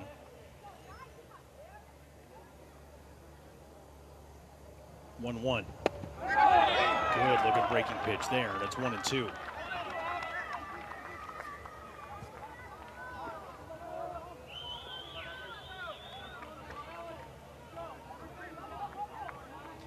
Franco Perez trying to wrap this thing up and get his team on to tomorrow night to face Panama. Alex Kahn trying to keep it alive. The 1-2 in the air. Medium depth center field. Sebastian Garcia is there, and that will do it. As at 12:40 in the morning, this game is finally at its end. A lengthy one here at Estadio Rod Carew, but this one is into the record books, and a final score that obviously makes Argentina pretty happy tonight. 7-4 the victory for that squad, and a game that took a little bit longer than we anticipated. Started a little bit later at 9 o'clock this evening. Tyler Mon, Ryan Rowland-Smith. Ryan, we've talked throughout the last 2 weeks in Germany, here in Panama, about how important day one is, and for Argentina, that's the plan. You come out, you get the win. Yeah, that's priority number one. We can talk about the bullpen, the usage, and however you want to match up with it or move the pieces around, but you have to get that win. That's how you set up everything for the rest of everything you're going to go through, stay in that winner's bracket. And for Pakistan, too. I mean, it was impressive. We didn't know what to expect from Pakistan, and, man, they had some good swings. 7-4 is the final in this one. So Pakistan is on to Sunday, along with New Zealand after the loss today. But for the two winners today, Brazil and Argentina, on to tomorrow. And some pretty impressive performances here today. This copyrighted telecast presented by authority of World Baseball Classic Incorporated and may not be reproduced or retransmitted in any form, and the accounts and descriptions of this game may not be disseminated without express written consent. Sleep fast. We got a lot of baseball coming up for you tomorrow, as in the early game, Brazil matches up with Nicaragua. For Ryan Rowland-Smith, our producer Tim Fryer, and everybody else, I'm Tyler Mon. We'll talk to you at noon tomorrow from Panama City.